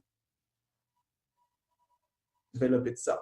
It's going to be to constantly say, this is what works, this is what doesn't work, and what can we do to make our country a better place? And that requires us to participate in this democracy. Part of it, yes, is holding leaders to account, but part of it is really asking ourselves in our community spaces, what works, what doesn't, and what can we do to make our immediate spaces better? What can we do to educate ourselves about corruption? Can we go to the local police station and ask the station commander there, what are the crime statistics of this neighborhood? What type of criminals are you looking for as the station commander? How many years have you been looking for them? Those are questions that we can ask of a station commander in our local police station. And we do not have to wait for Minister Begitele to give us statistics on what the national crime rate is. We can actually find this out from our local police stations and start doing something about it in our own way. So holding people accountable is definitely a start, and those institutions that are required to hold people accountable must function without fear or favor. I think at a national level, that is something that we are constantly committed to rebuilding. And also ensuring that we have the right people in the right places. Over the years, of course, we've seen that professionalization of the state is something that we cannot compromise. Having the right people in the right place definitely does assist in the way of credibility and in the way of the state to perform its duties. We need to start getting to a point as South Africans where we are really passionate about being active citizens, and we need being part of a participatory democracy is not just limited to watching parliament, but is limited to active work in our community, is extended rather to active work in our communities as well. Correct. Thanks. Thank you so much to everyone. I think, Wim, looking at the time, it looks like it's time for us to hand over back to you. But I just want to thank everyone who's participated in this discussion. Definitely given me a lot to think about as a citizen and as a journalist as well, about, you know, perhaps what more we could be doing to expose some of the things, but also to inform people about what they could be doing more as citizens to get more involved in the democratic process. So thank you so much. Correct. Somebody once said, how do you eat an elephant? You start with little bites. That's how you do it. So thanks very much, Dianne, for joining us tonight. Mike, baie dankie dat jy ons gejoin het vanaand. And also, Dale, thanks very much for being a participant tonight. Crispin, have a good evening. And thanks very much for joining us. We shall be speaking to you soon. And Stephanie, baie dankie. Ek sal ook vir Brandon jou boodskap gee. Thanks for joining us tonight as well. Thanks, panel. And we'll do this soon. Thank you. Thanks. Okay. Thank you. Daai het julle dit baie gesê, baie gepraat. Ek dink julle as ek nou 'n bietjie na die gewone skuldiges toe kan gaan, Simon en Stem. Weet jy wat, Wimpie, daar's 'n klomp dinge om te sê en ek moet vir jou sê ek het die hele tyd met Crispin saamgestem tot op die einde waar hy sê dat daar is 'n mate van constituency gebaseerde politiek in Suid-Afrika en dit is nie so nie, want dit is presies, en ek is nie 'n Maimane fan ook nie, maar ek moet vir jou sê wat hy gesê het is 100% die manier en ek dink die mees praktiese manier om dit uit te sorteer, want dit gaan beteken dat jy, want hier gebeur dit nou en jy kan doen wat jy wil. Hulle sê, soos hy nou Crispin sê op die einde daar, jy kan jou neighbor of jou buurman of iets instem.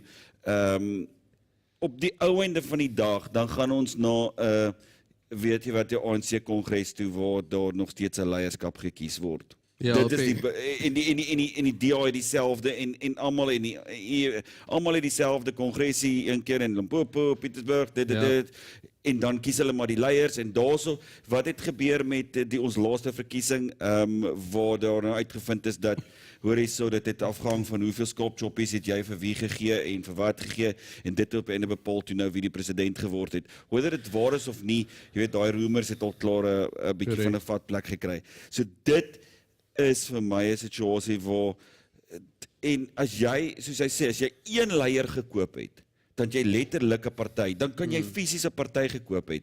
En jy word nou geswat het sal gekoop het jy die parlement gekoop. Dis game over.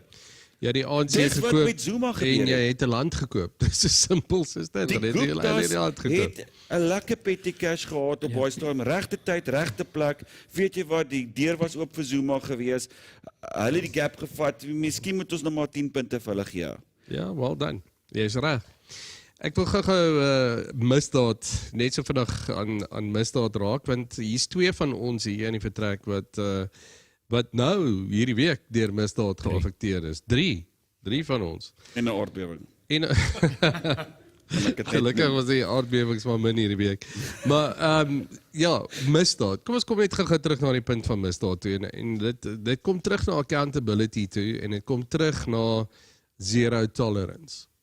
So die polisie, en ek wil vir hulle sê baie dankie, hulle het op die radio gehoor, ek praat van my laptop en toe ek weer sien, dis hulle daar om 'n statement te kom afneem by my en alles, en intussen, moet ek vir jou sê, het ek my eie speurwerk gedoen. Ek het my eie speurwerk gedoen, ek het my eie videootjie gekry, ek het my eie, hoorie, hier is die ou, daar klim ek uit my kar uit, en daar jam hy my signal toe ek die kar sluit, en toe ek inloop, toe is daar 3 van hulle, en weg is my laptop. Dit gaan nie oor die laptop nie. Dit gaan oor, dit gaan daaroor dat, weet jy wat, ek wil nie in toelaat nie. Iemand het my space geïnvade. En al dit. So, ek voel asof hulle my geryp het. Want hulle het in my kar ingegaan, sonder my toestemming. Hulle het my laptop uit my kar uitgehaal. Hulle het met my USB gespeel. Presies, hulle speel nou nog met dit. Maar weet jy wat, ek het my eie speurwerk gaan doen en wat Mike Bolhuis gesê het, is baie waar. Die polisie dink ek nie ek dink nie ons het bevoegde polisiemanne of genoeg bevoegde polisiemanne om misdaad op te los nie in Suid-Afrika nie. Want hier sit jy, iemand het vir my 'n foto gestuur van my laptop. 100% is my laptop. So ek kan nou al, kom ek sê vir jou, weet ek het. My laptop het ek al vir die afgelope 5 jaar, 6 jaar, hoe lang ever. En met al die getikkery het my weggegaan. Of hy het gedisintegrate. So die was nie meer daar nie, het was net so 'n ronde kolletjie. Ek. Okay, anyway. Ja, want ek tik, ek. So dis die hele tyd E. So die bottom line is... By Le-Lue se laptop is dit die oog, dit is ons. Grappie, ek jou. Ons gaan nou oor jou voorgenowe huwelik praat, hè. Anyway. Sorry, ek vat dit terug. Is te laat. So op Facebook, op Marketplace, kry ek toe my laptop. Daar is my laptop, daar's 'n foto van hom, daar's 'n foto van hom aan, en daar's 'n foto van die wat af is. So die is nie meer aan nie, jy kan duidelik sien, ek meen daar is absoluut geen twyfel dat dit my laptop is nie. Ek gaan toe, en hy's klaar verkoop, sold, R3,300. Dis wat my laptop werd was. Anyway, ek gaan toe en ek doen 'n bietjie speurwerk en ek gaan kyk en iemand stuur vir my 'n screenshot wat hulle gevat het, gelukkig. En die ou wat die laptop verkoop het. En ek gaan search hom en ek kyk en hy verkoop nog 'n laptop, 'n televisie, nog 'n televisie en 'n DVD player en hy het nie dalk 'n nice fiets nie. 'n Vriend wil weet. 'n amp. 'n amp en 'n selfoon. En vandag ek gaan follow hom toe, want jy kan iemand follow op Marketplace. Nou volg ek hom. Vandag ek het hom nou klaar gekontak. So ek het nou klaar en ek weet hy luister, hy kyk hier die program WimTv en hy luister die Bokradio nie. So ek kan maar sê want ek's besig om 'n trap vir hom te stel. Ek gaan hom jy het my gesondig hy het my reply, né? Ja, hy het vir jou reply. Hy het my ook reply. So hy het vir my sy telefoonnommer gestuur al. So ek is nou besig om ek vandag te kontak ook om sê ek vir hom ek het die TV nou. Toe sê hy nee, maar hy is net klaar verkoop. Toe sê ek okay, het jy 'n ander TV? Toe sê hy ja, het.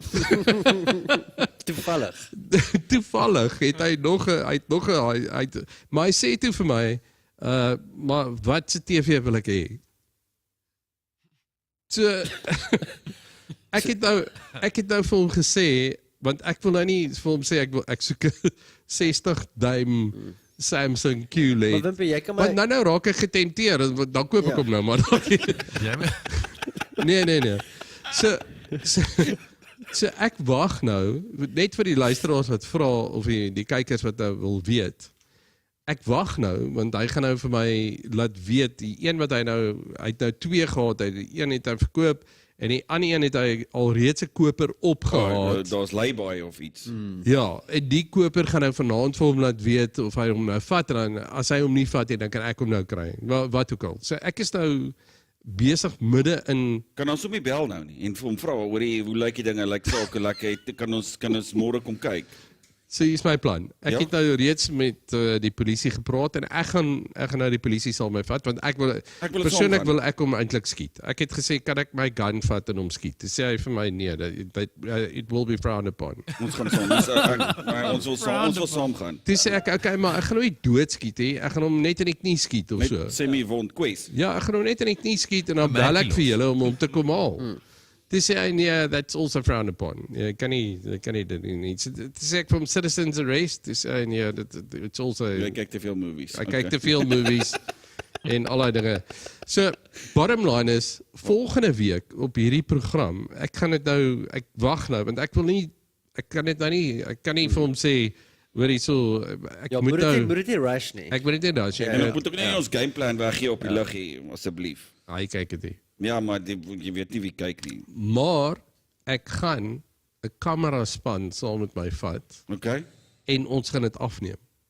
En ek gaan hom vang. Hy's omtrent seker 5 voet 2.5 duim en hy weeg omtrent 30 kg. Simon, ek dink jy sal hom kan vat. Ek gaan hom vat. Kan ek sal Derek Watts wees? Wees jy Ruda Landman? So tussen ons gaan ons vir hom vat. En ek sê nou vir jou, ons gaan 'n syndikaat bust. Want hierdie ouens operate, en ek wil nie die naam van die winkelsentrum sê nie, maar hulle operate daar, en dit is saam met die ou wat jou kar oppas, so die ou wat jou kar oppas is die ou wat jou signal jam. Ja, hy's jamming. Want hy lyk heeltemal, hy moet daar wees. Hy moet daar wees. So, ons gaan hierdie syndikaat, Wim TV gaan dit bust, en ons gaan dit wys op hierdie program. Ek wil net nie, ek wou dit nie vandag, want ek wil nie dit spoil nie, want ek kan dit nie ryp druk nou nie. Nou het ek gevra, as jy enige ander TV inkry, so weet jy wat, ek het na die aas uitgegooi en ek wag nou. Kan ek kom môre bel, wat ek wil 'n laptop hê. Jy's 'n bietjie oor-eager. Jy moet terugsit. Die laptop is klaar verkoop vir 3.300. Okay, maar laat weet my wat ek kan doen. Dan het ons vir Justin. Justin, you never say a word, but something happened to you on Saturday. You were almost kidnapped. Yeah. True, by a couple of Nigerians in Cape Town. So my fiance and we were walking, and next moment, I just saw like 5 to 7 guys surrounding us. And yeah, I'm very happy that we managed to break away. And yeah, they ran off with her handbag. And yeah, maar dis crazy, man. Sê vir my, het hulle vir jou fisies gegryp? Ja. En vasgehou. En wil jy aan die kar indruk? Ja, so dit is die ander ding, soos hulle het ons gesleep na die kar se kant toe. Kar het langs ons gestop. Ek dog is iemand se Uber, you know. En volgende oomblik toe gebeur dit alles so vinnig. En ek is agter die ou aan en ja, kon net nie gou genoeg in die kar inkom nie. So was nie 'n kwessie van net jou handsak gryp en gaan nie. Hulle wou jou hê. Ja, hulle het ons albei gegryp en ja, hulle het ons solidly probeer in die kar kry. Wat dink jy wou hulle met jou doen? Man, seker so USB check. Ons lag nou daaroor, maar nee, dis ernstig. Het dit 'n sielkundige effek op jou? Kon jy slaap? Slaap jy? Man, ek voel soos ek float hier. Ek weet nie, ek voel so weird, man. En die binnekant, dit is jy again so violated, né? Ja.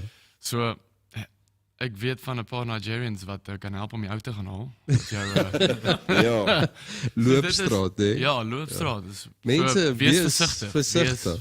Die stad is nie meer wat dit was nie. Moenie daar gaan uithang nie. En dis 'n rustige Sondag aand.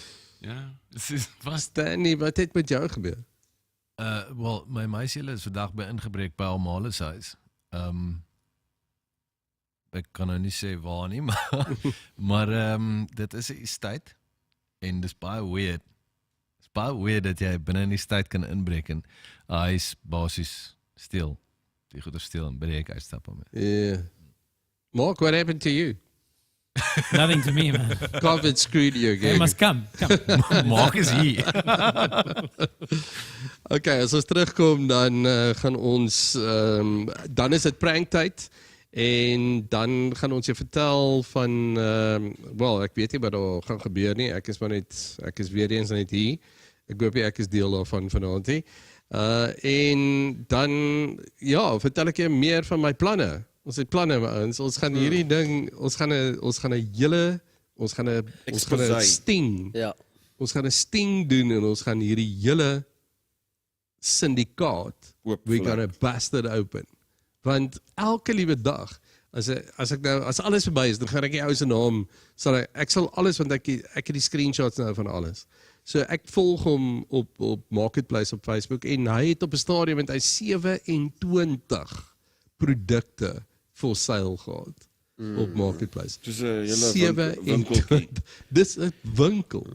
Wat ek jou wil vra is, maar ek dink jy ons moet dit nou doen nie, maar na die tyd, ek sal graag by die sentrum, want ek dink hulle sal dit, ek weet nie of hulle dit noodwendig sal wegpraat nie, maar of hulle bewus is van dit wat in aangaan of nie. Wel, hulle is bewus van my geval. Ja, en nou, jy weet, want dit is nie iets wat hulle behoort onder die mat in te vee nie, want mense moet ten minste weet, ek weet dit kan mense dalk weg, jy weet, mense sal dalk vir my om daartoe te gaan, maar dit is nie die way hoe jy dit moet hanteer nie. Ek dink nie die mense moet maar half en half kyk, en weet jy wat, ek weet nie, so sê vir my, nou, hulle het jou nou jou kar geblok, okay? Ja. Dit gebeur ook met cheap karre, maar wat jy moet doen is, kyk, hoe kan jy dit verhoed? Huh? Ja, kyk Simon, ek weet nie. Is jy remote gecharge? Ek is nou maar onlangs my eie baas, ek sal nou nie weet nie. Jy sê dit. Nee, maar ek vra vir jou, want ek weet nie, maar ek probeer vir my kar kyk, en jy weet, nou doelbewus, nou die ding, en dan sien jy die twee ligte flikker, dan dink jy nou maar is dit nou fyn, of is dit nie fyn nie? Nee, dit is nie fyn nie. Jy moet jou kar sluit, dan moet jy loop daarna waar jy heen wil gaan, dan moet jy omdraai en seker maak en weer omsluit en staan en kyk vir hom, en dan so 10 sekondes wag en dan loop. En dan baie vinnig in die winkelsentrum wees. In en uit. In en uit. Jy kan nie shop hê. Nee. But that's not jamming, that's cloning, eh? So they cloned you. They jam it. No, they jam it. There's two. There's jamming. Yep. Jamming, if you want to stop a jamming from happening, you like me, you're just a serial locker. Yeah, I get out the car, I lock it, I walk 5 steps, I lock it again, and I stand by the entrance of the shop and I, touch your head. Watch the lights go and you see the little lock like stays down. You're like, that's fine. That's jamming. When they stop you from, you think it's locked, you walk away, you press the button, lights don't go off, things don't go down. The scamming, what's it called? Cloning. So I don't know how they do cloning. I think they need to get near you, which you need to watch out about. Yeah. Because then they clone the signal. So you lock the car. But this guy from him was like 10 meters away from you. He was probably standing, I was getting out the car, and he was standing probably where my back door is. I know you're not But allowed you don't pay attention. No, I wasn't paying and attention. he's supposed to be there. Is this a regular place you visit a lot? Yes. Yeah. Now you see, it could be an actual cloning of your car lock. That's what you got to, that's the shittiest thing about it, because that's the scariest part. Jamming, one thing, and someone's in and out, they've stolen something, they piss off. But if it's like a cloning thing, that means they've been watching you the whole time. They've somehow gotten close to you when you're at another shop somewhere else and cloned your lock. And that means that when you're nowhere near, they're unlocking your car and going in. Or they're following you home, which God forbid that doesn't happen, So, Ja, maar daar is baie moeiliker om te doen op sekere modelle. Well, Wimpy's talking about a Cheap car. sekere modelle. Ja, sekere modelle van karre se encryption werk baie moeiliker. Ja. Okay. So daai is 'n langer storie. Yeah, but if this is a syndicate, it's something you should Yeah, No, consider. definitely. It's a syndicate. Well, they have, I'm sure there's a couple of them involved and they steal everything they can and they bring it to the central person. And I think he's the guy that's selling it on Marketplace. So yeah, be careful what you buy on Marketplace. And it's true. If you buy stolen goods, it's as good as you stole it. Ja, dealer is so goed soos jy steel dit. Ja, absoluut. En jy is deel van die probleem want jy is die ou wat die misdaad veroorsaak eintlik. Ja. Okay. Let's Shall we hear do a what you song? got. Yeah. Let's do something. Doing some modern songs tonight. When we come back, it's going to be with The Prank, featuring The Band. Ja. Speel iets lekker man. 1, 2, 3, 4.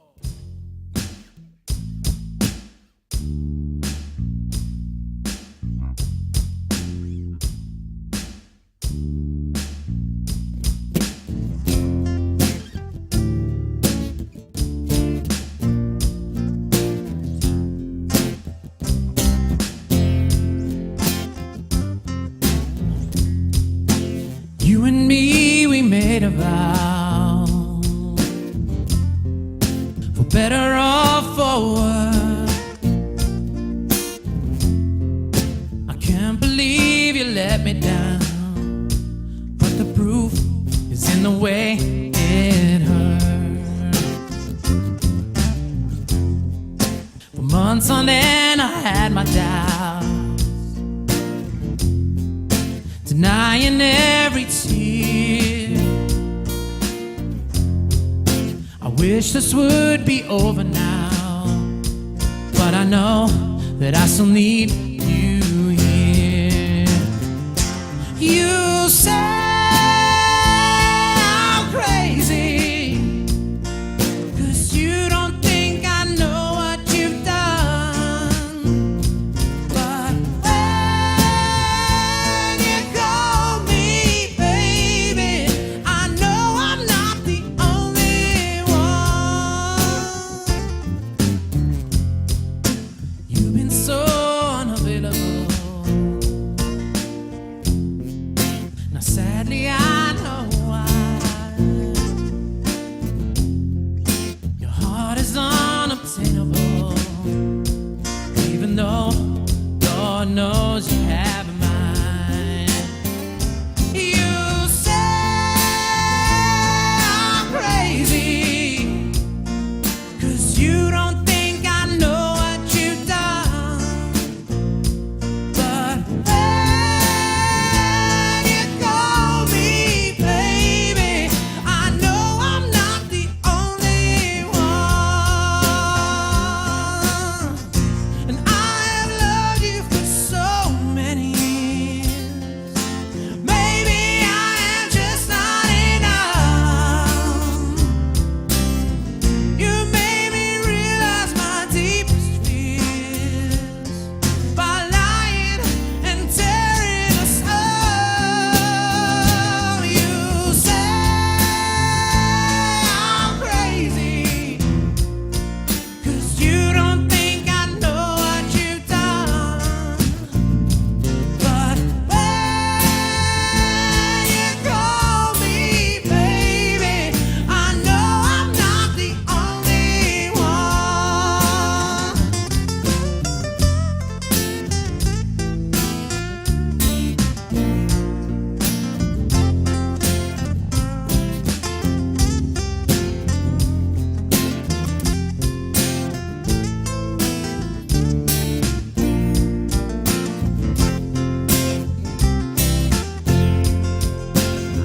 You say I'm crazy, 'cause you don't think I know what you've done.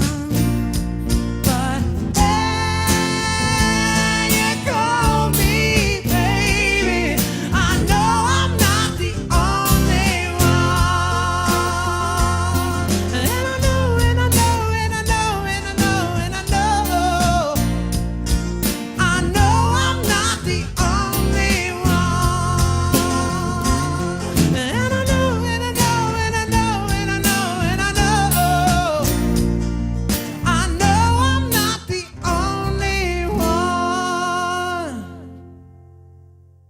Op Saterdag 7 November maak Koning Brad sy debuut op die Biltong Sessies. Brad is nie net bekend vir sy unieke rockstyl nie, hy het ook die kuns om te loop, bemeester. As jy hou van liedjies soos Cotton Eye Joe, Black Betty en Stand By Me, So darling, stand by me. sal jy beslis hierdie vertoning geniet. Kry jou kaartjie nou by WimTv.net vir slegs R55 of koop sommer 'n maandpakket vir November. At Spur, we start cooking your ribs so long before you order them, you'd swear we knew you were coming. We start with Spur seasoning, a 24-hour marinade and a slow cook until they're good and tender. Finally, our master griller flame sears all that flavor in at 350 degrees. Now you know why your Spur ribs are falling off the bone. To steak, ribs, and burger people. Spur, people with a taste for life. Die Wim TV show, ongesensor, onbeskaamd en nie vir sensitiewe kykers.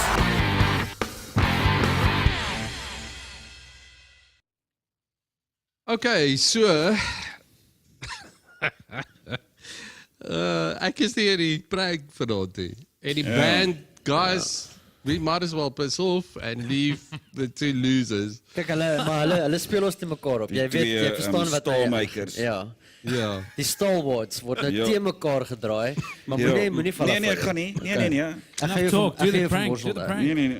Okay, nee. Dis ons gaan sommer reguit sien toe. Morsel. Ons speel vir Simon se jaarlikse salaris R20. I want to know something just before they start, right? This is how for 10 weeks now, 9 weeks, we've been doing the prank a certain way. You do it, you normally suck at it, and then you lose, and then there's some sort of a fine. Yeah. I want to know what the fine is. What's the fine first? I also want to know what the fine then is. You'll play bloody hard after that. The fine is I'll be singing my complete album tonight. Then you get out of I'm playing. So you better cheer for me. So the fine is for everybody else then. Okay. Are we all going to suffer for your It's a collective fine for everyone else. Okay, so wat moet gebeur is jy moet die glasie flip, né? Flip en hy moet val soos wat hy daar staan.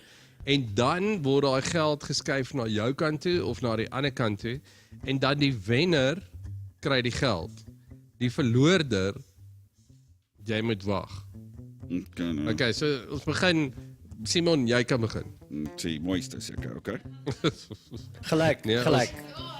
Ek wil net sê. 3, 2, 1, go. Mother. Say.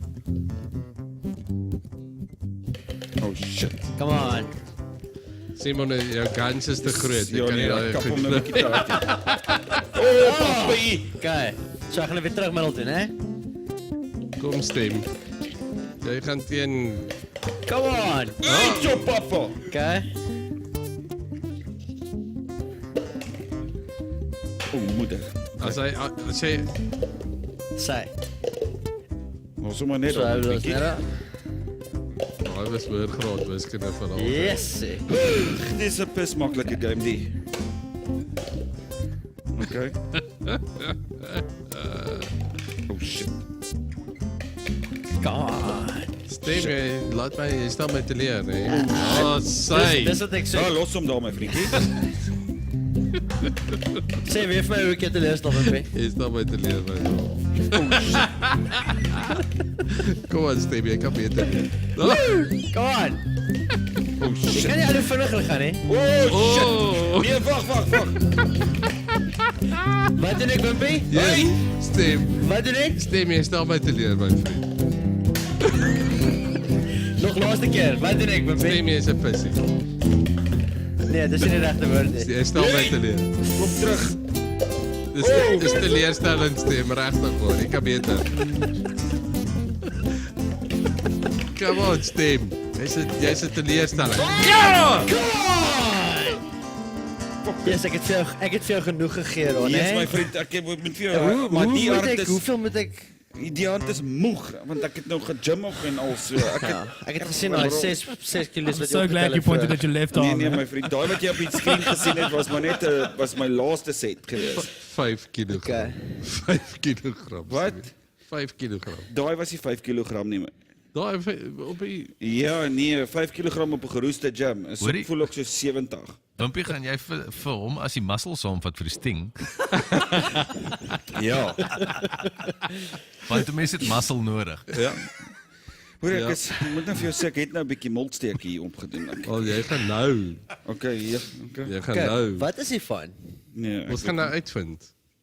Ek het hom Oh no. Dis 'n drink. Huh? Dis 'n That's drink. sperm. It looks like sperm in the Oh nee, moenie dit vir my sê nie. Oh, jene, nee. Dis die bakke nie, Is né? dit lewendig? Oh nee, jene. Hy het 'n hartklop, né? Ek kan dit sien. Dis net 'n lintworm asseblief. Dis 'n lintworm. Jackie gaan jou ontwurm as jy klaar is. Hierdie is nie legit nie, né?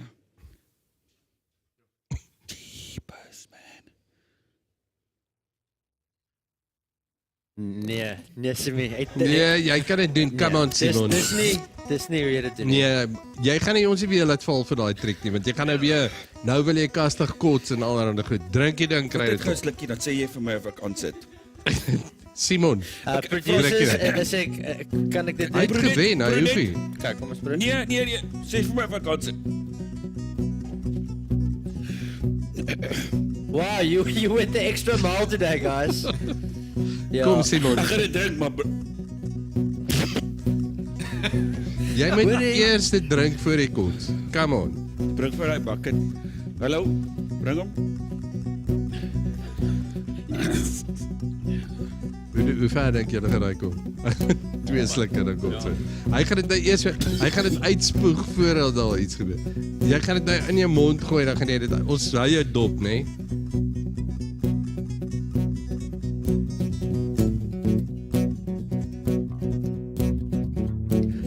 Aggressive, Simon, aggressive. Sluk en menie.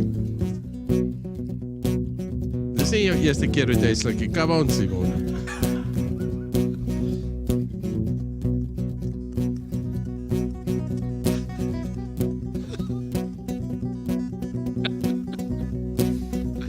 Sluk. Nee, ag, come on, Simmy.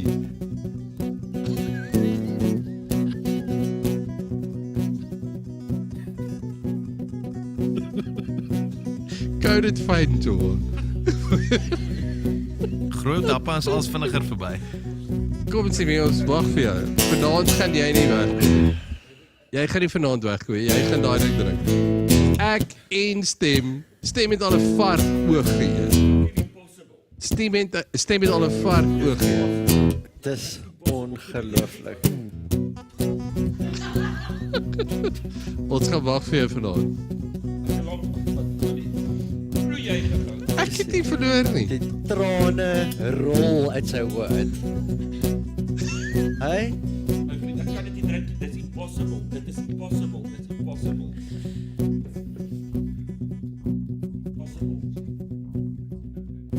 Okay, hier is die deel. Okay, so as ek vir Simonay kry om 'n groot sluk te vat, né, en sy doen dit, né, sal jy die res drink. Ek sal dit dan try. Soos wat jy nou net getraai het. Dit is impossible. Jy weet dis impossible. Maar onthou, Simonay is 'n goal. Sy het waarskynlik goal. Maar my vriendjie. Nee, my vriend. Ek sê vir jou Wanda. Okay, Le-Lue. Okay, ons het vir Le-Lue. Okay, as Le-Lue. Nee. Sy gaan dit nou drink. 2 groot slukke vat Le-Lue. 2 groot slukke, dan maak jy die res klaar. Okay? Okay. Bottoms up.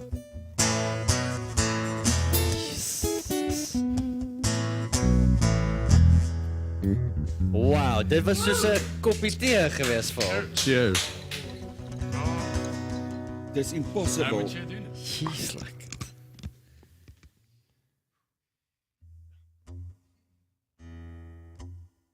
Nee, dit lyk of jy gewoond raak aan hom.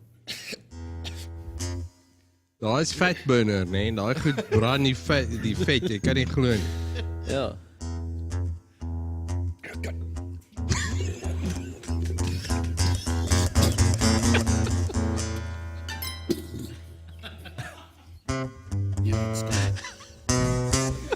Ek gaan hiermee maar my bedanking moet inhandig dan. It's impossible. Ek kan nie. Please cut it. Dit was nou nog 'n uitgawe van Wim TV en Stem. Die band en Piswillie daar aan die kant.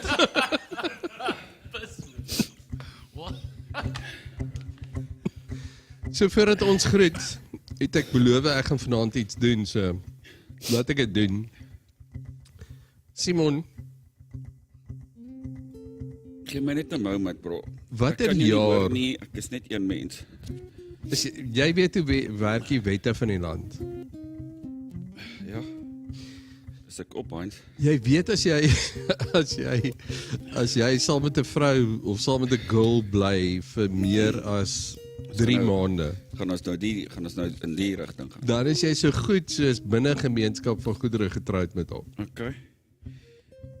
Sien jy daai goed hard op die luggie, nee. Oei, 2 van julle mannetjies ook. Daar is 3 van julle mannetjies. So ek wil net vir julle sê, jy is dan so goed soos binne gemeenskap van goedere getroud, want daar's geen kontrak tussen julle nie. Simon, wanneer het jy verloof geraak? Dis omtrent 'n jaar terug dink ek. Hoe lank bly julle saam nou al? Ons is nou wat 'n jaar terug, 2 jaar. Ek voel seker al soos 10 jaar. Maar ek joke. Nee, dit is seker al 3 jaar. Wanneer is die troudatum? Man, soos ek vir jou gesê het, ek dink ek het na die partytjie toe gekom, die dag toe ek gevra het. Toe het ek gesê, weet jy wat? Ek stel belang om te trou. Ja. Hoe voel jy? Ek hou daarvan. En toe sê ek vir maar die prentjie kom nie verniet nie. Vir jou ringetjie ook.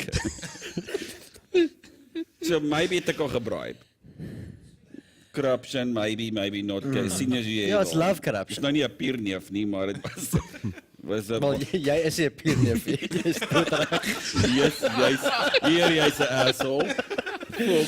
Jy's aan my kant.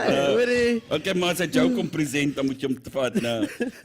So ek dink met alle eerlikheid dat ek my kant gebring het.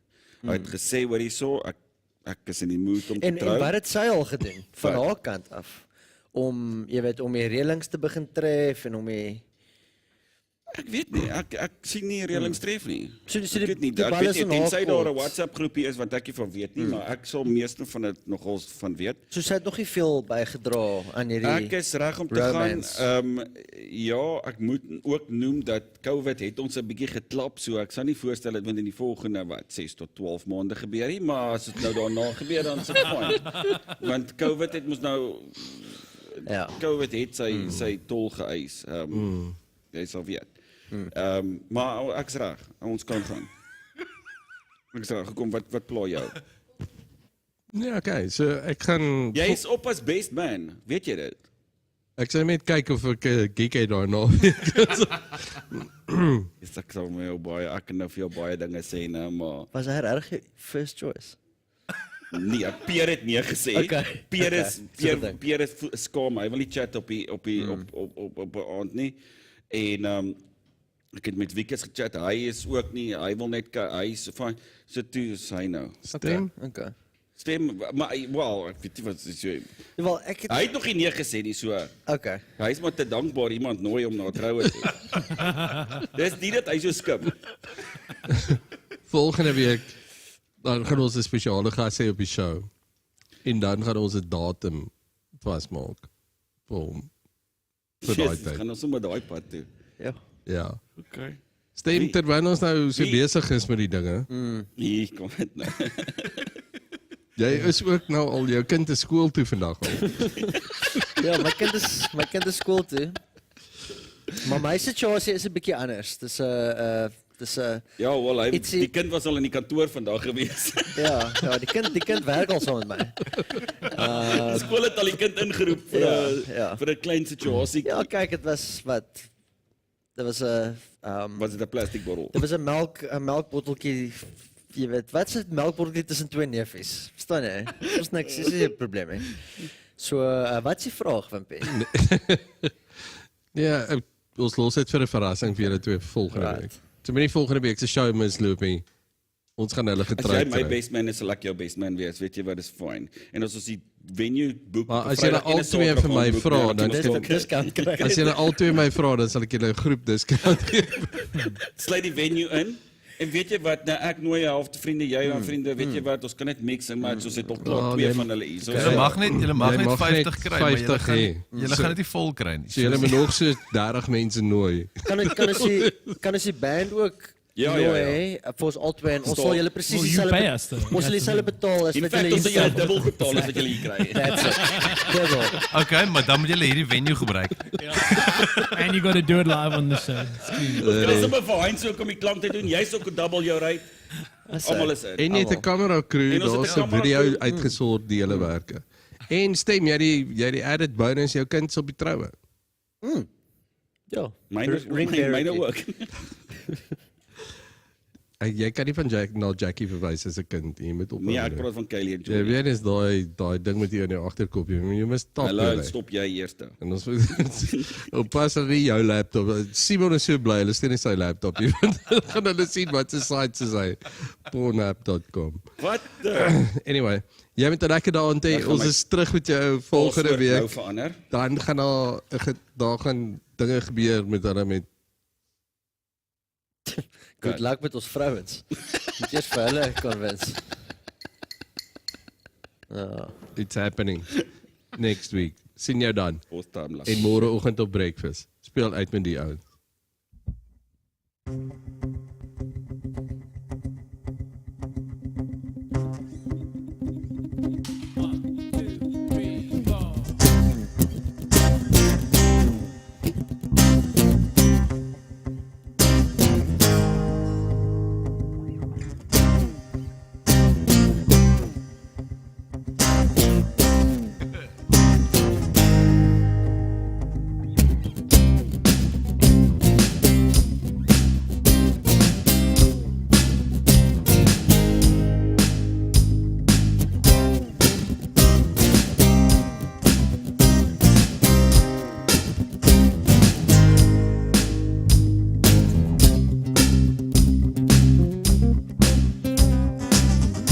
Rising up, back on the street.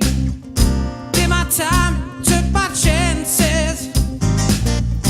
Went the distance, now I'm back on my feet. Just a man and his will to survive. So many times, it happens so fast. You trade your passion for glory.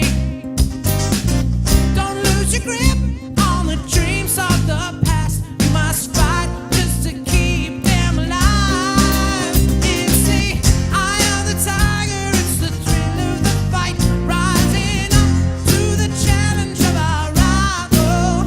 And the last lone survivor stalks his prey in the night. And he's watching us all with the eye of the tiger. Face to face, out in the heat, hanging tough, staying hungry. They stack the odds till we take to the street for the kill or the skill to survive. It's the eye of the tiger, it's the thrill of the fight, rising up to the challenge of our rival. And the last lone survivor stalks his prey in the night, and he's watching us all with the eye of the tiger.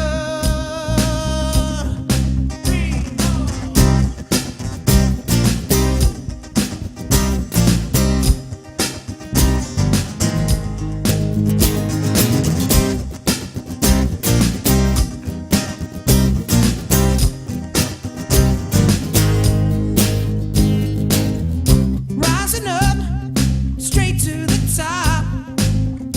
Had the guts, got the glory. Went the distance, now I'm not gonna stop. Just a man and his will to survive. It's the eye of the tiger, it's the thrill of the fight. Rising up to the challenge of our rival.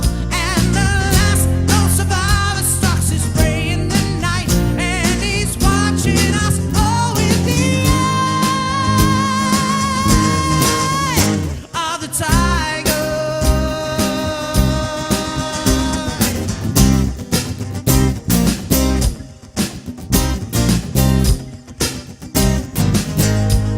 The eye of the tiger. Yeah. Oh, the eye of the tiger.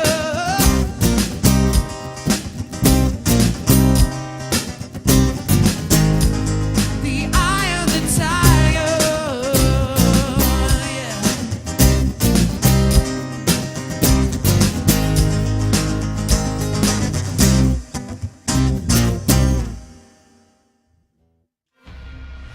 Baie dankie dat jy deel is van die Wim TV show. Vir meer kontroversiële gesprekke, maak seker jy kry jou kaartjie vir volgende week se uitsending by wimtv.net. Many come, many fall.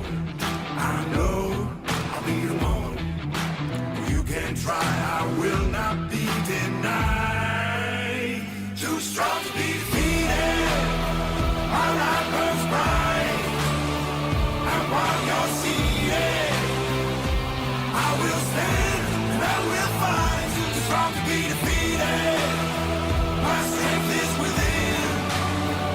I was born for today.